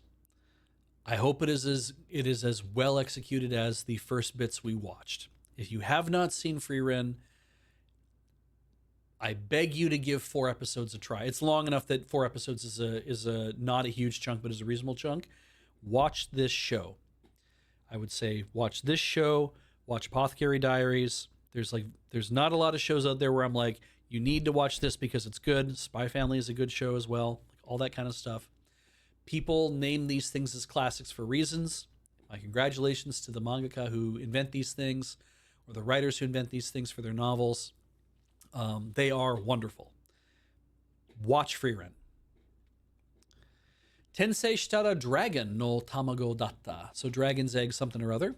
Genius something or other. Tensei. Our hero needs to come out of his shell. Literally. Reborn in another world inside a dragon egg, he doesn't have the amazing magic or mighty physical strength of your typical isekai adventurer just yet. He'll need to break free and grow from a weak hatchling and into a fearsome beast if he wants to escape the deep, dark forest unscathed. What battles and adventures await him in this unique take on the isekai phenomenon? So, maybe I'm doing the wrong thing, but I watched the PV of this and was like, oh, you did not put a lot of effort into this PV. There are no voiced lines in this. I don't know when you made this. If you don't have somebody saying things in it, it's hard to... Tensei is reincarnated because Tensai is genius. That's right. I guess the Izendai, the unique the unique part is that the protagonist isn't overpowered from the very start, just going to become that. I watched the PV and I was like, you haven't done enough to um, introduce. There's characters here clearly. I'm like, but you're only showing this little tiny cute yellow dragon beating up stuff, running away from stuff, finding some humanoid characters. I'm not given any sort of feeling from seeing it being like, well, does the dragon have an internal monologue or not? Is a lot like if I'm a spider. Okay, I don't know. I'm not. I read the manga for this one. The art is incredibly dark, literally. I believe that it was, yes, you're referring to this one. I don't know. It just, I was like, the PV did not seem like it was developed well. If there's a second PV that actually has like more artfully created, maybe that'll be interesting. But in the manga, is a lot of monologue. All right. Yeah, can't say for sure anything. Let's move on to this. Tome otoko to ningen ona, sono uchi fufu ni naru futari, or the invisible man and his soon-to-be wife. Akira Tonome is an invisible gentleman who runs a detective agency, and Shizuka Yako is a mild-mannered human female. We can just say woman, who works there. Female. Shizuka can always find Akira even when he turns completely invisible. A quiet love begins to blossom between them as the invisible man and blind girl grow closer to each other. That's a thing that they did not say anywhere until that point. She is blind. She carries a cane. The PV is cute. I like it. Also, it looks like, Wolf Girl. Yes. So whatever. There's there are. I think this will be fun, and it seems pretty relaxed. It's romantic comedy, supernatural elements. I'm into it. We'll see what happens. Trigun Stargaze. We didn't finish Trigun Stampede. I realized that the only part that I've ever really liked about Trigun was in the original series, the original anime, the first, basically the episodes up until Wolfwood shows up. And when he does, and it's still kind of cute, but then basically it's the first 13 episodes. That's the part that I enjoyed. Everything after that feels like now it is time to turn up the action element over and over and over and make Vash sad all the time and whatever. I'm like, this was clearly a facade he was putting on the whole time, and he's just going to kind of be this not joyless, but like, I'm a sad boy that my twin brother is a homicidal maniac. And it's like, yeah, I mean, I can understand why you're a sad boy. I didn't watch the series with the idea that that would be who you are. I wanted to watch a guy who was like a bumbling idiot kind of be great at the stuff he was doing. That's what I thought I was going to get out of this series. And then it pivots and I was like, maybe that's good. But then I watched the whole series. I'm like, I kind of wasn't into that. So Trigun Stargaze is a continuation of Trigun Stampede. Trigun Stampede is a series that somebody said here it was really joyless, and I'm like, I have to agree with you, Toad. It did not, for me, capture the kind of like slapstick energy that I want to see out of a good-natured kind of goofy guy like Vash the Stampede. I agree with Doodles. Hell yes. Millie's back in this one. I'm like, yes, good, awesome. I like Millie as a character. I like Millie as as a design. I think Millie's great. Tall woman, powerful looking woman who is very good natured and everything else is like all kind of great. E Block with the whole love and peace thing, right? It's like I wanted it to feel more comedic than it was in the first couple episodes, and didn't really grab me. Lamina, I would say to you, if you haven't gotten around to Trigun Stampede yet, watch the first 2 episodes, and you'll kind of know, I think, right away whether you're into it or not. Maybe the first 3, but it's like the first 2 kind of set everything up that's going on.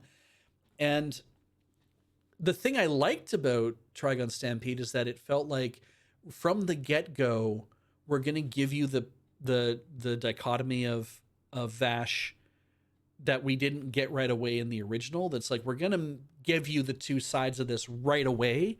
We're not going to hide that behind a bunch of faffing about with it being feeling like a comedy until it stops being a comedy. It's like, this is funny, but also you need to understand there's a lot at stake for Vash here. And then you can give him some pathos right away if you want to. And that should hopefully then draw people in to be like, oh, he is a multifaceted character. I think, though, that that's never what I wanted out of the series, so I never really got into that in the series. And so, therefore, I was just kind of like bounced off Stampede pretty hard. I don't know, maybe I'll get older and decide I want to come back to watch it and then be upset that I don't have access to Stargaze anymore. I don't know, but we'll move on. Urawashi no Yoi no Tsuki. Yoi Takiguchi has long legs, a deep voice, and a handsome face. In other words, Yoi is such a good-looking guy that most people don't notice or care that she is, in fact, a girl. In fact, she's had the nickname Prince for as long as she can remember, until she became the high school girl formerly known as Prince. That is until she met Ichimura Senpai, the only person who really seemed to see her for herself. To her surprise, she's not quite sure how to handle this new relationship, especially when her newfound friend is a prince himself. And a guy prince at that. I got that from himself, but thank you. The story of the two high school princes starts here. I think this will be cute. I like this idea. I mean, there's a series I'm reading right now, which is My Girlfriend is Big and Cute. And I'm just like, captured that. That's fun. So anyway.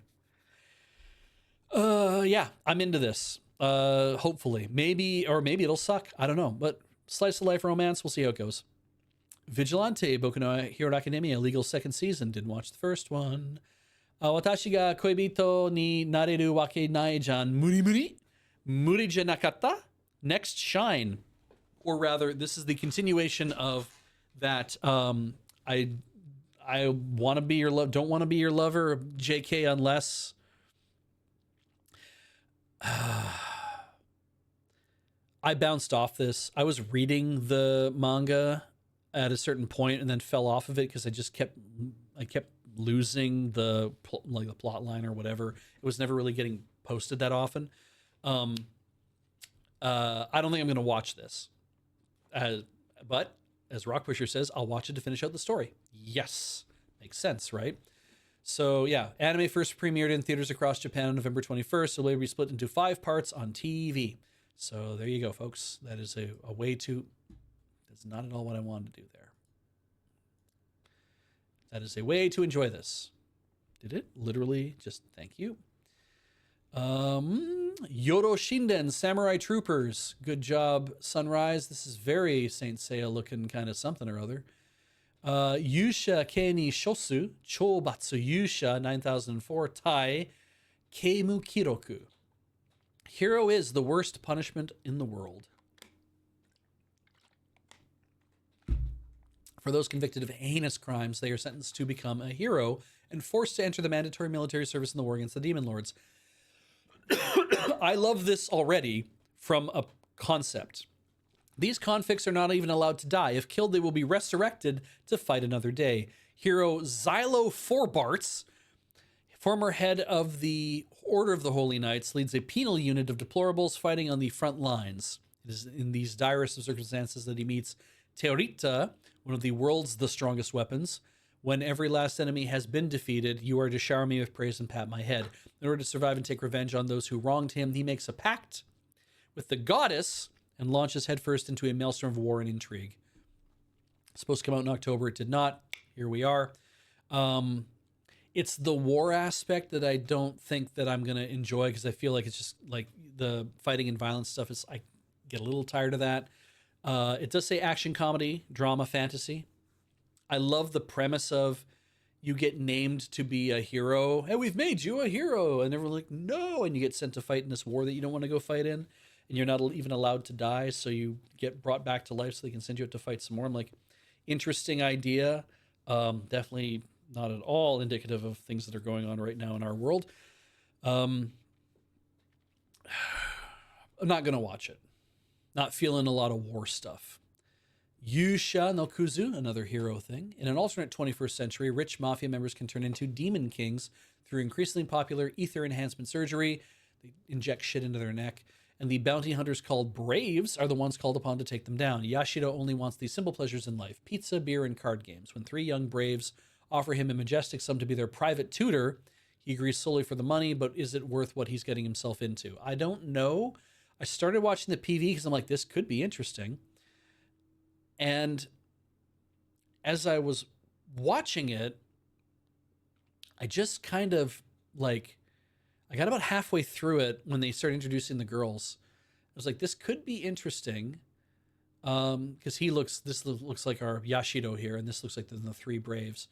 And I was just like, I'm kind of expressions and kind of some other stuff. I'm like bouncing off it a little bit. And I'm like, I don't think that it was just like, this might not be for me. So I put it to the side. I'm not going to watch this. Yeah, I hope you enjoyed if you do watch it.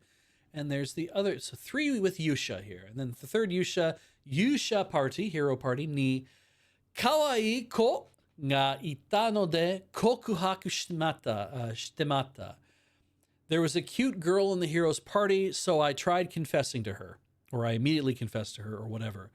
When Yolki was reincarnated into a magical world, he became neither a hero nor a demon lord, but instead became a mid-level subordinate demon guard in the castle. When the hero's party attacked the demon lord castle, Yolki was able to defeat them easily, but he fell in love at first sight with the beautiful cleric Cecilia, and in the PV, she turns him down immediately, so I don't know how this all plays out. The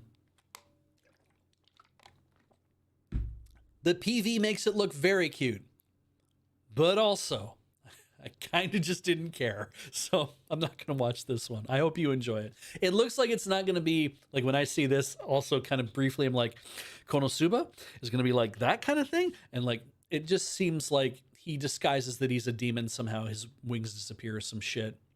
But it seems amenable, like, like happy. So could be fun. I mean, the logo looks amenable too. So adventure, comedy, fantasy, romance. There's no drama tag. There's no psychological tag. There's no horror tag. It is what it is. It's probably going to be interesting. We'll see what happens. Kanagawa ni Sunderu Elf. This has a live action. So when I tried to add it to my system, it was live action. I'm like, that's not what I'm watching. 2 years ago, the elves who lived in the hidden forest lost their homes due to a forest fire. Now they are living in the Kanagawa prefecture. This story, however, focuses on a human who becomes the roommate of an elf living in an apartment. Comedy, fantasy, slice of life. Maybe it's cool. It is a thing. Android wa keiken ninzu ni hairimasu ka? I was reading this. Is it weird to lose your virginity to an android? Is what it gets translated as in English a lot of times. Yeah, this is it has some heart to it in a way. It's cute and has some heart and has a fair bit of fucking. It is Sexbot Yuri, yes, exactly. And gets complicated in ways that I don't like particularly. But the beginning of it's probably fun. It's only 8 episodes. I don't even know how long they are. I think if these are shorts, potentially these are like short episodes too. I don't really know. The chapters are the chapters are not like long. It doesn't matter. I'm not watching it because I don't care about the adaptation. So moving on. There's a lot of smut, that like animated smut, that I don't like. I'm not really even watching animated smut these days anyway. So it's like, I'm just not seeing it. So it's not really like, I'm not really interested in watching it. So I'm like, whatever. It just is what it is. Choppers.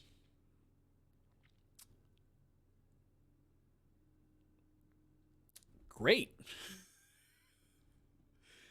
Gelpio, anime based on industrial company Taika's mascot Gelpio. In the story, Gelpio and similar characters contain the alpha gel quality. Oh, Gelpio? Who knows? Gelpio. Gel. That allow them to bounce back after any setback. They are sent out by Alpha Industry to the mysterious Gel Town to further the company's plot of world domination. There they plan to raise trouble, and even though they could constantly get involved in events in the town. It is a comedy. They're goofy gel bird things. Ooh, who had Hokuto no Ken on their 2026 bingo cards? Ken Ogun Zakutachi no Banka. Couldn't even begin to tell you what this is going to be. it's all in black and white, it might just be in black and white. Yamashibai 16. Jesus. Blue Orchestra Season 2 continues. Fumetsu no Anata E Season 3, like I said, it continues. Shivi's The Sound of Heroes continues. Tojima Tanzaburo wa Kamen Rider ni Naritai continues. Usotante Tomanto, which I swear I mentioned on the last one too, but it aired, or it already did. Don't know why it's here. Movies, All You Need Is Kill. A lot of you very excited for this. I am not. I don't know if I will. I know I've heard lots of things about this. I know that it's been remade into other things as well. And, you know, lots of different live actions in all sorts of different countries. Now it is animated. I don't know if I will. I don't know if it was my shit. I didn't watch the Tom Cruise one. Didn't watch the Korean live action one. Didn't watch a lot, like any of the other things. It's like, yeah. I've never seen this. I know what the plot is, obviously, the loop thing, and I'm like, but I don't think it's my shit, so I'm not gonna watch it. I don't think so. Moving on. Ansatsu Kyoshitsu Minna no Jikan. New movie to commemorate Assassination Classroom's 10th anniversary TV animated episodes previously emitted in the original anime series. I just realized I didn't read the synopsis for All You Need Is Kill, and I'm going to roll back and do that. So we'll do this one first. I don't have this marked as a thing to watch. I'm not really interested in watching it. I've read the whole manga, so I think I've come out the other side of it. But I don't know what I'll do. Like, maybe I'll change my mind about it. I don't really think about Assassination Classroom much because, again, it's 10th anniversary of the television anime. It is interesting that they're doing like adaptation of episodes that weren't featured, and maybe that'll be fun. But anyway, let's talk about what this is. After an unidentified plant from outer space invasion, why did I decide to read this? Rita finds herself trapped in a time loop, forced to relive the same day over and over again. With each loop, she learns, she fights. Her memories and experiences sharpen her skills, turning her into a formidable warrior. Yet, the endless cycle of death and solitude begins to wear her down. Then she meets Keiji. I've been repeating this day too, he says. Two lost souls trapped in endless war. Could their meeting change fate? Because I think what I remember about the show, about the story, is that they remember every time they die too. And I like Fred Checker's calling it Gunhog's Day. That is a thing I've never considered about the movie Groundhog Day. That there's a like Phil could remember every time he died. And it kind of feels like he does, but they don't really dwell on that. Anyway, because he commits suicide several times in the movie. Which just it's a dark comedy kind of thing. It's Phil Connors. My voice is my passport. Verify me. Boku no Kokono no Yobayatsu. The Dangers in My Heart movie, a re-edit of both anime seasons featuring newly added footage, and will depict the story of Ichikawa and Yamada after the events of the TV series. I'm reading the manga. I don't need this. It's why it's got a question mark. I just really feel like it's the same guy. Stephen Tobolowsky plays Ned the Head from Groundhog Day. He also plays Werner Brahms. Werner Brahms. They call him Werner in Sneakers. So yeah, Stephen Tobolowsky has a very unique dude in terms of look and sound and everything else. Great, I think, for a character actor to be like that too. So I always, whenever I see Ned, I just always think of his other character, Werner, and I have no idea what else he's in. So, right, the Bing that he does in Groundhog Day. Yeah, Lamina says, why not just more seasons? I agree, why not just more seasons? There are bits in this where I want to get it, I think, so I can see how they choose to animate some of the other seasons. One of the things that gets me is there's a shot that I seem to remember from the manga where Anna should have blonde hair, and she does not. She has black hair, and I'm like, I feel like they messed that up because I'm pretty sure she's supposed to have blonde hair or at least dyed brown hair or something because it's important to something that she's doing in the during those chapters, some TV gig or something like that. Um, and I was like, I feel like they might have messed that up. I'm not sure. I can't quite remember if she's supposed to be blonde or not, or if they just decided we're not going to make her blonde. But yeah, maybe trying not to spoil in the PV could be. Um, it's but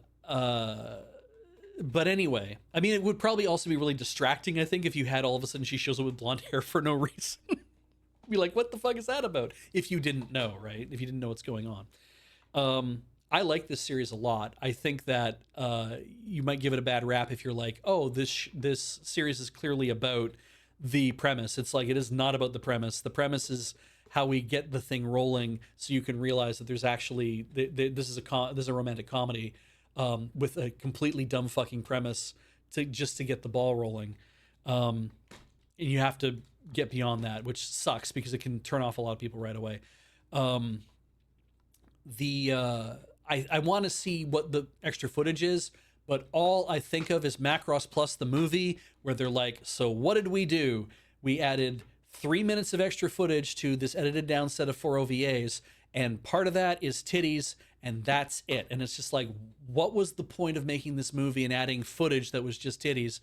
Except that then you can show that in a movie theater, I guess. And it's just like, they're not going to do that here. So I'm hoping there's more, that they're like, they pulled kind of more of like a Death and Rebirth, I think, thing, where it's like a lot of stuff pulled out of the series, but then like the latter chunk of it, hopefully at least a half hour, whatever, is what happens later. That would be interesting. Okay, yes, Angela G and the greatest animated dogfight to ever exist. Yes, the Macross Plus movie dogfight is fucking spectacular. I will give you that too. But I remember the titties. So say we all. We'll see. We'll see what happens here. Doraemon Shin Nobita no Kaite Kiganjo. 10,000 meters below sea level in this car. On this earth, there lies a world no one has yet to uncover. Note, this is a remake of a 1983 movie. All right. Oh, Nobita's Undersea Fortress. Cool. Oh, new Nobita's Undersea Fortress. That could be fun. Who knows? Girls und Panzer Moto Labu Labu Sakusen Desu. 4-part adaptation of that manga. Great. Hanarokusho. Boy, I messed that up right hard. Hanarokusho nga akeru hini. The Obinata Fireworks Shop Factory. Oh, when are we going to get to the Fireworks Shop Factory? Is getting prepared for an administrative action for confiscation tomorrow. It has been 6 years since Keitaro has been holed up in a closed-down factory creating fireworks by himself, chasing after an illusion of his father, who vanished. It is a story about 3 young people who overcome the extreme weather conditions, disasters, and environmental problems imposed upon them, and establish their own identities. I literally cannot understand what any of that means. It feels like it's 3 separate sentences. But there it is. I don't know if I'll watch this. It could be, it's like 3 young people who overcome the extreme weather condition. I'm like, why is that part of the It must be very important. Like, the extreme weather thing must be very important. I don't know why, but it must be very important. But not interesting. Didn't really grab me there. Anyway, Kido Senshi Gundam, Senko no Hasawe, Circe no Majo. Second movie in the Hathaway trilogy celebrating Gundam franchise's 40th anniversary, and second project in the UC Next 0100 project that will tackle the future of the UC timeline. Interesting. That will mean something to Ian. It means nothing to me. Kusunoki no Bannin, adaptation of Keigo Higashino's Kusunoki no Bannin novel about a mysterious camphor tree that is said to grant wishes if you pray to it, and the young man who becomes its guardian. I bet this isn't just a novel. I bet it's fucking literature. So it could be impenetrable. We'll see what happens. Not interested in watching it myself. If I see it pop up on a service or something and I'm like, oh, that could be, maybe we'll watch that tonight. I don't know. Maho Shoujo Madoka Magica Wild Purchase no Kaiten. I thought they'd run out of Madoka Magica. It turns out they will never run out of Madoka Magica. We will just keep repeating Madoka Magica. The 10th anniversary online event for the Mahou Shoujo Madoka Magica anime revealed that the franchise is getting a new anime film titled Mahou Shoujo Madoka Magica Wild Purchase no Kaiten. The film will be an official sequel to the Mahou Shoujo Madoka Magica Hangyaku no Monogatari film that opened in October 2013.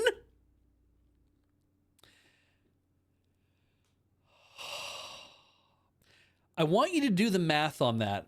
The tagline on the new film's visual reads, "Now, let's continue the story." Is this is the film they've been trying to make for 10 years? Oh, so this isn't the 10-year anniversary of the series or of the last film or of the anime. This is the 10-year anniversary of trying to make this film. Fuck. Script has been done for those 10 years. Now, Giant Robo, which is it's an OVA that is 6 episodes long. They made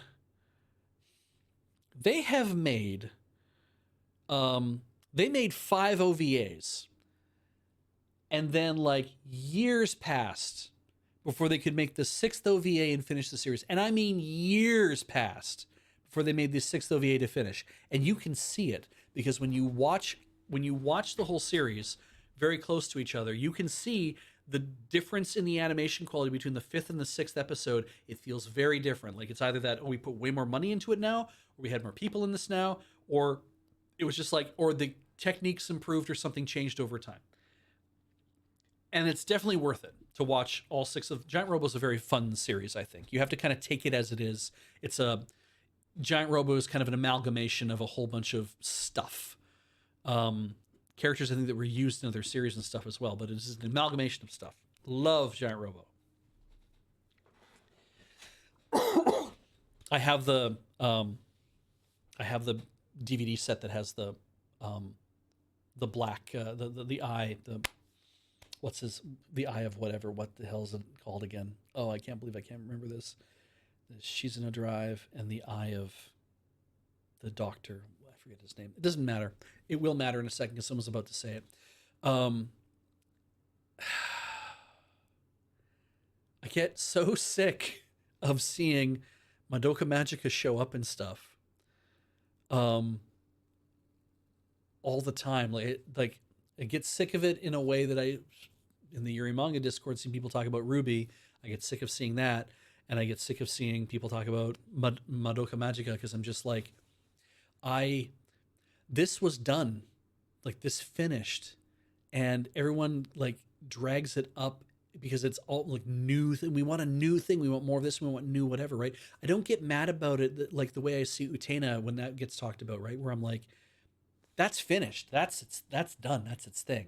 I don't think they'll ever go back and remake Utena. I don't think they have a reason to. But I don't think they'll like ever go back and remake that. It's like that is done and it stands alone. And it was whatever. And with Madoka Magica, it felt like we got to the end of this and this is what it is. Like it was done. And you spend 10 years chasing a story. That's fine. If you're like, we're making a new movie 10 years from now or 13 years from now or whatever, we're going to have a new movie.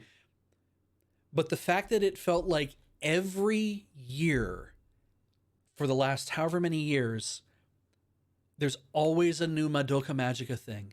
And I'm like, I don't know how to watch them. I don't know if I've already seen the series, if I need to watch them to get more of the story. It feels like the story was done. So if you're doing more of the story, I want to know that, but the first movies I think were like remake of and I was just like, I don't want to watch your remake of the thing where you chopped up the series and turned it into a show.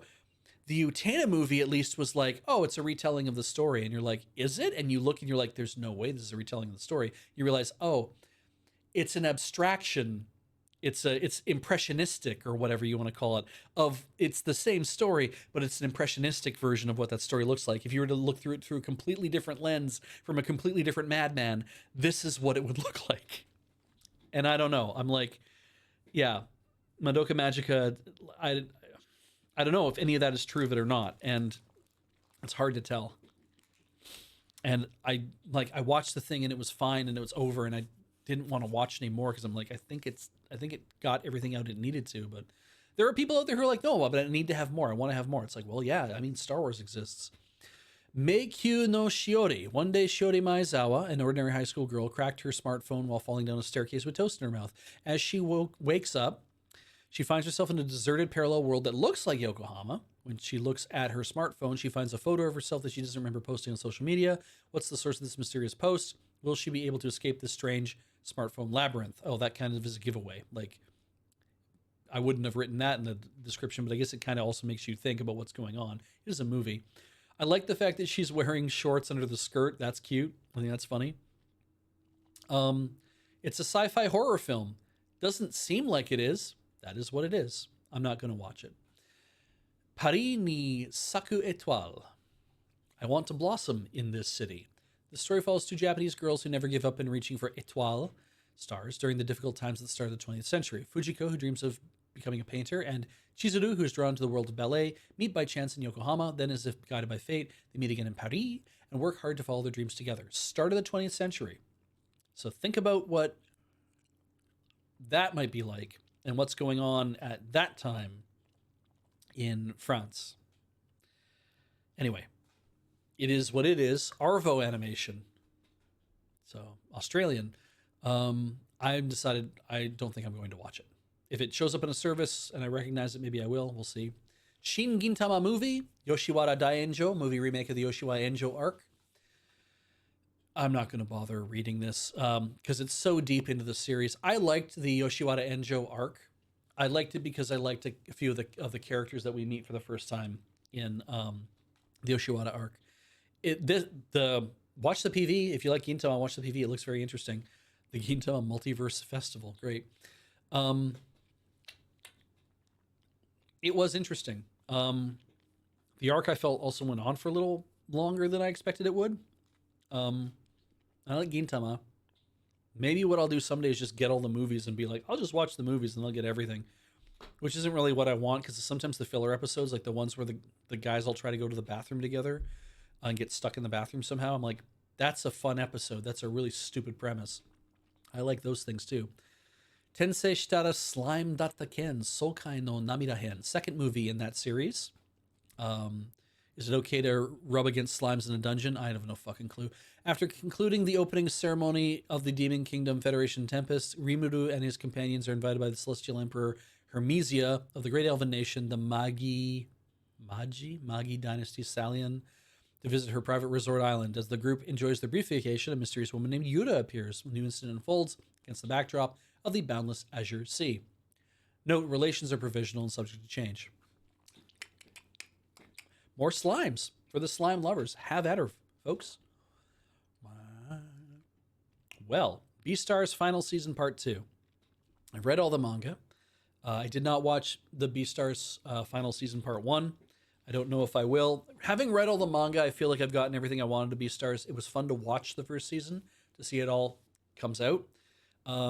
Not really driven to read the rest of it or to watch the rest of it play out. This is, I think, when Melon shows up. It's interesting. I liked Beastars. I thought Itagaki Paru did a really cool job with that, and the Beast Complex manga that kind of is like a great companion to this. It's also fun to read. Paru's doing something new now that I forget what it is, but yeah, this is cool. If you're like Beastars, great, more Beastars. Cho Kaguya Hime. I am interested in this idea. It's a single episode only. A tale of otherworldly beauty and celestial secrets unfolds in this new take on Japan's oldest folktale. Inspired by the tale of the bamboo cutter, the film reimagines Japan's oldest folklore with a modern touch by integrating music, fantasy, and contemporary animation. Set in the virtual realm of Tsukuyomi. I thought it was Tsukiyomi. Anyway, the story unfolds as a live performance marrying original music with Yamashita's signature style of polished visuals. I don't know who Yamashita is, and this probably the person who is directing it. Who knows? Polished visuals, emotive pacing, and dynamic 3D camera work to boldly transform this classic tale for a new generation. I just think this is going to be a neat reimagining, and the PV looks pretty cool. If I happen to see it or run across it or whatever, I will tune in on it. Otherwise, I'm not really thinking too hard about... I mean, it's 24 days from now. Not thinking too hard about watching it. We'll see what happens. Studio Colorido, I've heard of them. Studio Chromato, I have not heard of. See what happens. Duel Masters Lost Bokyaku no Taiyo. Sequel to that, no idea. Evangelion Shinsaku Tanpen animation. This is one single episode new short animation for Evangelion series to debut at the Evangelion 30 plus 30th anniversary of Evangelion festival in Yokohama Arena. Again, they have no idea what they're going to call it. I'm marking it as a thing to maybe watch.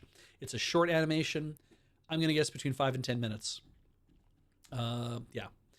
Ganso Bandori-chan. I don't watch Bang Dream Girls. After taking the girls band world by storm, Bang Dream Chan is back. Get ready for a huge reunion with all your favorite pop and cute band members in the fun-filled girls band comedy. Come on, Bang Dream Chan. We are all Bang Dream Chan. Himitsu Kesha Taka no Tsume Batsubatsu. It's sequel to the same thing I just said, Golden Spell. Nope. Isekai de cheat skill o te ni shite ore wa genjitsu sekai o mo muso suru. Level up wa jinsei o kaita. New anime project for Isekai de cheat skill o te ni shite ore wa genjitsu sekai o muso suru. Level up wa jinsei o kaita. Notice the title might change or might be read completely differently by somebody who actually speaks Japanese. Next one, Jojo no Kimyo na Boken Steel Ball Run. This is why we read the OVA ONA section, folks. Coming up in March is when Steel Ball Run comes out. It is the sequel to Stone Ocean Part 2. Now, Heather and I have watched an awful lot of JoJo's Bizarre Adventure. And we got to Stone Ocean and we started watching it, and then we fell off. And we never decided to go back. And we haven't gone back. And I don't think we care if we go back. So we might not ever watch any more JoJo's Bizarre Adventure. But if we do, we'll probably start over on Stone Ocean and see what happens. But we're kind of just, that's where that is. I will not be watching this. Corey will probably watch this, I have a feeling. 7th story arc of the long-running JoJo's Bizarre Adventure series. It is 1890 in America. The Steel Ball Run, the first horse racing championship across the North American continent, was about to begin. Spanning around 4,000 miles, the race offered $50 million as the winning prize in 1890. That is an enormous amount of money. Like, I'm trying to win like $50 million in the lottery in Canadian dollars today. $50 million back then is a ludicrous amount of money. Johnny Joestar, once being hailed as a genius jockey, is now paralyzed and lost in despair. He finds hope in the mysterious phenomena caused by gyrozeppeli. I don't think it's supposed to be gyro. An outlaw aiming to win the race and determined to participate in the Steel Ball Run race, each having their own goal in mind. The two form an alliance and set foot upon the grueling adventure and race.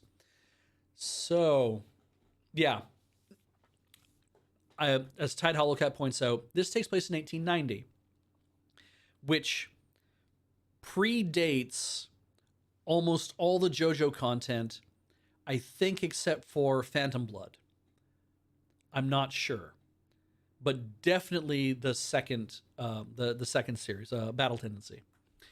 Fred Checkers points out it's a soft reboot. Yeah, this is JoJo the series starting over, obviously because the Joestars are from England, but then like Johnny Joestar is like this new character, whatever. And yeah, as pointing out again, their Stone Ocean provides a reason for why this is happening. So it's okay. It is what it is. And then there's like Jojo Leon is after this, and that's its own, but that stars like the same named character from Diamond is Unbreakable, except it's not the same character, but it doesn't. Or maybe it is. I don't know. I haven't read the series. I don't understand anything about JoJo's Bizarre Adventure at a certain point. I have to be watching it in order to get it. We'll move on, because I'm not going to watch this. Maybe for years. Kizoku Tensei, Megumareta Umare Kara Saikyo no Chikara o Eru. Noah, the world's strongest 6 years old, has been privileged enough to be reborn as the Emperor's 13th child. What's more, he's been overpowered with an infinite level cap and a cheat that stacks the powers of anyone who serves them. Plus, only person who owns a free blowjob machine. But even privilege has its problems. The glittering facade of high society hides a world of conspiracies, schemes, and power struggles. Fuck you. Maybe this is fun. I don't know. I don't care, though. I'm gonna move on. Maho no Musume wa Yasashi Sugiru. I've read all of this. Once feared as the ruler of all demons, Demon King Ahriman seeks to conquer the world until he's stopped by an unexpected force. His daughter, Du. That's how it's pronounced. I had no idea. I watched the PV. Too kind for chaos and too gentle for war, Do melts the hearts of demons, humans, and even angels. Desperate to restore demon pride, Ahriman's aide Jahi, not the Jahi from Jahi Chan is trying her fucking hardest, but this is a different Jahi, the blonde one here. Jahi vows to train Du to become a proper demon, but is Jahi any match for Du's compassion? This is cute as fuck. It really is. I would say watch it. Give it a few episodes. You have to be into sugar sweet kind of whatever. Du's just kind of a great kid. The kind of kid that you want a kid to be. I'm going to watch it because I want to see how it plays out. I've seen it. I might stop watching it because then if it's not really really grabbing me, so we'll go from there. We'll see what happens. MF Ghost, motherfucking Ghost, third season of motherfucking Ghost. It's a car racing anime. She has wings and an outfit. And so many ahoge. Mofusand. Shark Meow is an orange tabby kitty who wears a shark suit, a little clumsy and always taking things at their own cozy pace, but every day with their best kitty friends. And the rescued baby kitty, Little Meow, is filled with unexpected little mishaps and sweet adventures. A sunny, warm spot in the park, the sparkle of the sea. Steam rising from freshly roasted sweet potatoes, the fluttery feeling of the first snowfall. These small everyday moments fill their world with warmth and delight. You can't help but smile and think, so true! A soft and snuggly kitty anime that brings joy to everyday moments. Watch the PV for this. If you go to AnyChart, you should be able to pull it up. I can't. They usually appear in the corner for me on my other browsers. Edge doesn't want to show them for some reason. I don't know why. It is a blind box toy. Thank you, Goombalax. It is what it is. Okiraku Ryoshu no Tanoshi Ryochi Boe. Okay, I feel like I need to explain myself because Van's fourth son of a marquis is just a toddler when he realizes he's been reincarnated. Thanks to his literal lifetime of knowledge, he's raised as a child prodigy until his production magic manifests. They call it creation magic in the PV. And it's the last thing his snooty mage family wants to see. His disappointed father banishes him to a podunk town on the verge of collapse, yet Van can only see the place's potential. Can our hero's bastion of battlements build a better life than battle magic ever could? It is building by magic. And I'm like, great. I will give you a shot, my guy, because it doesn't sound like you're going to try to fight anybody or blow people up or have all sorts of fucking intrigue. It sounds like what you're trying to do is just play SimCity with a village. I hope it works. I hope I like it. I like it when we have series that are like this, where it's all about playing Minecraft in a show like this, especially when they want to drag out the reasons why you might do a thing. It looks like one of those games that Surge likes. Yeah, it looks like one of those games that Surge likes that I actually also like to see presented, but I haven't really played a lot of that stuff. So I don't know how this is going to happen. We'll see what happens. That's why I need to explain myself. Boy, Beej, this looks like bullshit. Yeah, feels a bit like it too. However, it might be the kind of bullshit I like, so I am going to watch a bit of it. We'll see what happens. Oh, look, it's this fucking thing. Oshi ga buka ni narimashita.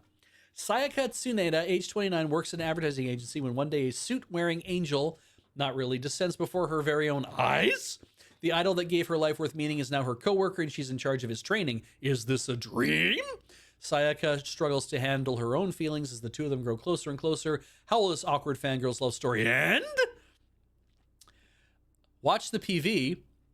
It's all vertical video from what looks like an otome game. And yet it's from a manga.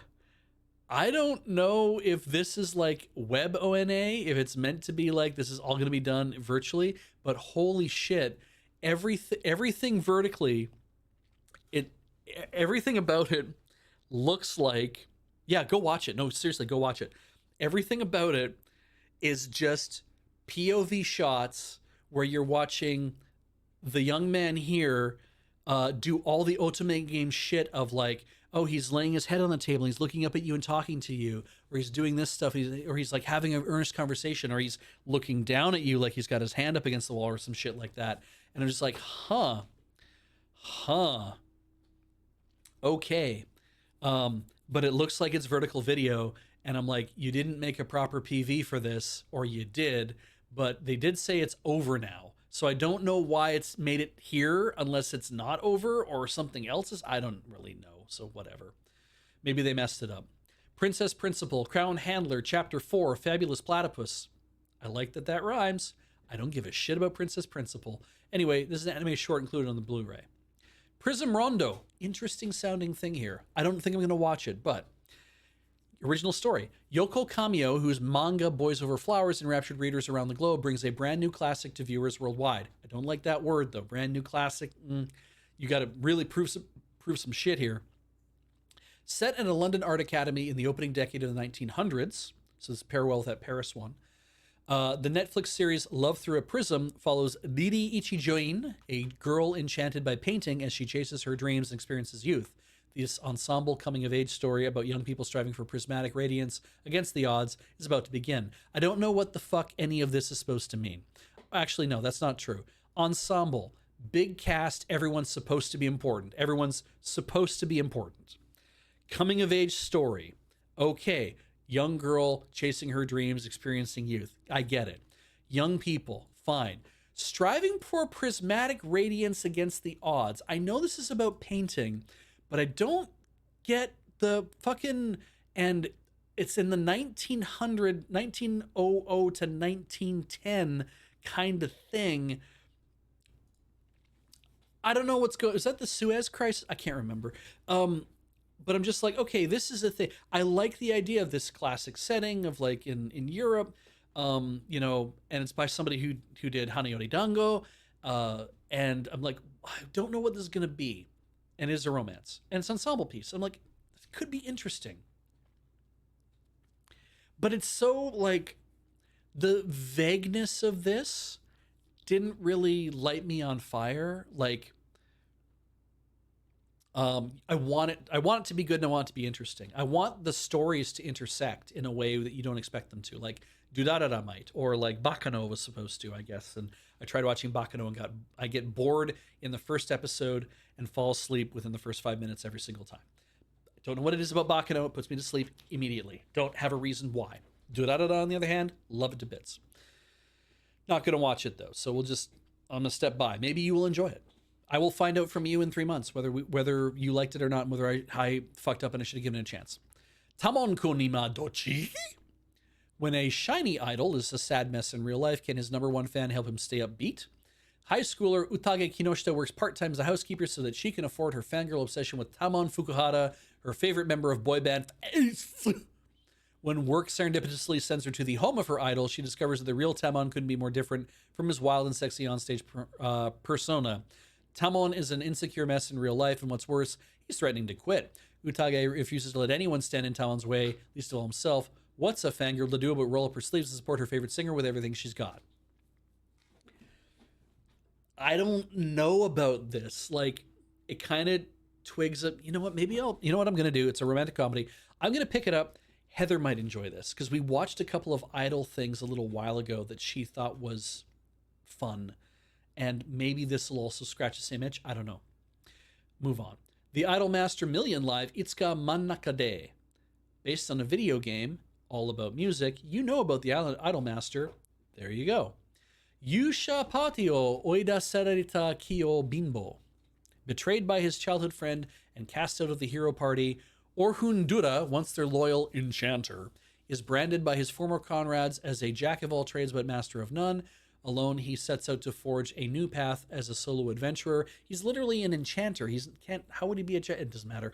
His journey sparks explosive battles, deadly rivals, and unexpected allies, and he'll rise to shatter every expectation. The ultimate solo comeback begins.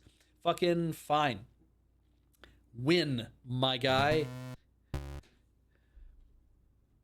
I don't know what else to say about it. It's that kind of story that you might like, and therefore you will like it. So that's not the thing that I'm really kind of looking at to do. So it goes on. This dude is mid. Thank you, Symphony Solstice. But that's it. That's your season. Exciting things that we're looking at in this season. Stuff that really gets me, like, hey, I want to see Mao no Musume. Right? I want to see the demon the Demon King's daughter is too kind. Interested in that. Obviously, Steel Ball Run starting up, so that's interesting for people. I'm sure that you will enjoy that. We're gonna have that same ad, aren't we? We're gonna scroll past that in a hurry, I'm sure. Other things that I'm interested in here. I mean, getting to watch a little bit more animation for The Dangers of My Heart would be lovely. We'll see if that happens. All Need is Kill is, I know, interested into a lot of you people. We'll see if I ever tune into it or not. The repeats. There's those titties again. Drought.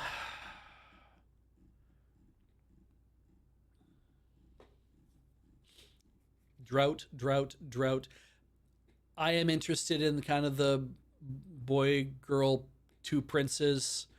Want to call you baby, but go ahead now. I am really interested in the Invisible Gentleman and the soon-to-be wife. I think that'll be cute, interesting setting. We'll see what happens. But of course, I think Freeren's the crown here. Freeren continuing for second season is the crown of this season. I think we can all agree on that. I am interested in watching Seihante na Kimi to Boku. You and I are polar opposites. I hope they pull off a good adaptation of it. Let's keep rolling. And yeah, Kinmei Cleaning, wash it all away. Kinmei Cleaning, I am interested in seeing the adaptation of that too. I've already seen her butt, so I guess it doesn't matter one way or the other. Ikoku Nikki, a little moody drama thing. Interested to see how that plays out, obviously. Again, not as interested in Tis Time for Torture Princess, but if you've never seen it, you should watch a few episodes, or you should read the manga.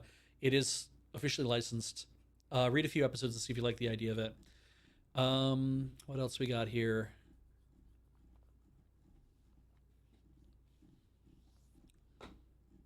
I know there's other things I've marked. All right. And how will they adapt Champignon no Majo? I don't know. I really got to see how that's going to come out. Maybe it is just better as manga. Maybe it is more interesting as manga. I like the idea that I might have turned some of you on to like watching this because it is. I think there's more to it that they'll be able to get to, but I also think it's could just be out of control and we'll never actually get a great adaptation. It's fine. And of course, Oshinoko for a third season for people who are into that. I am always I run hot and cold on this. A lot of times when watching stuff with Heather, it's like we're watching Severance right now. We just started season 2. We just watched the first episode of season 2 like a week ago or whatever. And Severance is one of those things where I was like, some nights I sit down and I'm like, I don't know if I'm in the mental space where I can watch another episode because I worry that bad things are always going to happen. It is a little stressful, and it's like I should just sit down and watch it because then it'll be over and I'll have like satisfaction of it being over. So yeah, this thing about the dad anime kind of thing, and that's it. That puts us at the end of how this all goes, folks. Back to the booth. Hi, it's the booth. We're going to wrap this up. Thank you to everybody who joined me tonight on Beej's Anime Roundup. We kind of rolled back through all that to get to the top. Look forward to Freeran, obviously, and I hope you find the other things that you want to watch this season and you enjoy them. And of course, we'll see you in at the end of the cour, at the end of the season. In 3 months, we will see you to have a more conversation or review of what I actually ended up watching versus what I actually said I might watch. And then I'll also get to hear from you about what mistakes I made because I didn't watch something that's actually really, really good. If you liked everything we do here, let's talk about the ways to put money in our pockets. Obviously, if you see any of us in the street, you can give us $5, except apparently Kathleen doesn't want your money, so you can give it to me. Or tell her that you owe me $5 so she gives it to me. But you can hit us up on patreon.com/loadingreadyrun. That's great. And you can also, because we depend on money coming into the company to make stuff happen. And these are the ways that does it. It's Patreon. Great way to support us. Great, awesome way to support us. Absolutely, think about that for sure. But on Twitch, bits and subs, also a great way to participate. And you get the cool perks of doing the sub stuff here. You also can support us by becoming members on YouTube because not everybody wants to do the thing on Twitch. So you might decide you want to back one of our many channels that we have on YouTube. Go look at them on youtube.com/loadingreadyrun and look at all the different channels we have of all the different stuff that we still continue to make. It's way too much stuff. But then store.loadingreadyrun.com is a very straightforward, easy way to go buy stuff. And you can go do that there. uh, we have numerous amounts of different the ads and everything will tell you about all the different like promo codes and stuff that we have with different companies. So if you want to support us as well, if you're buying stuff from those companies, using our promo code as a way to let them know that we sent you there. Sometimes that will translate into a reasonable discount for you also as well. And then we get perks from that, which is very nice. That is the monetary ways to do the thing. Thank you so much, everybody. I really appreciate you stopping by. I hope you had a good time, and we'll talk to you later. Good night.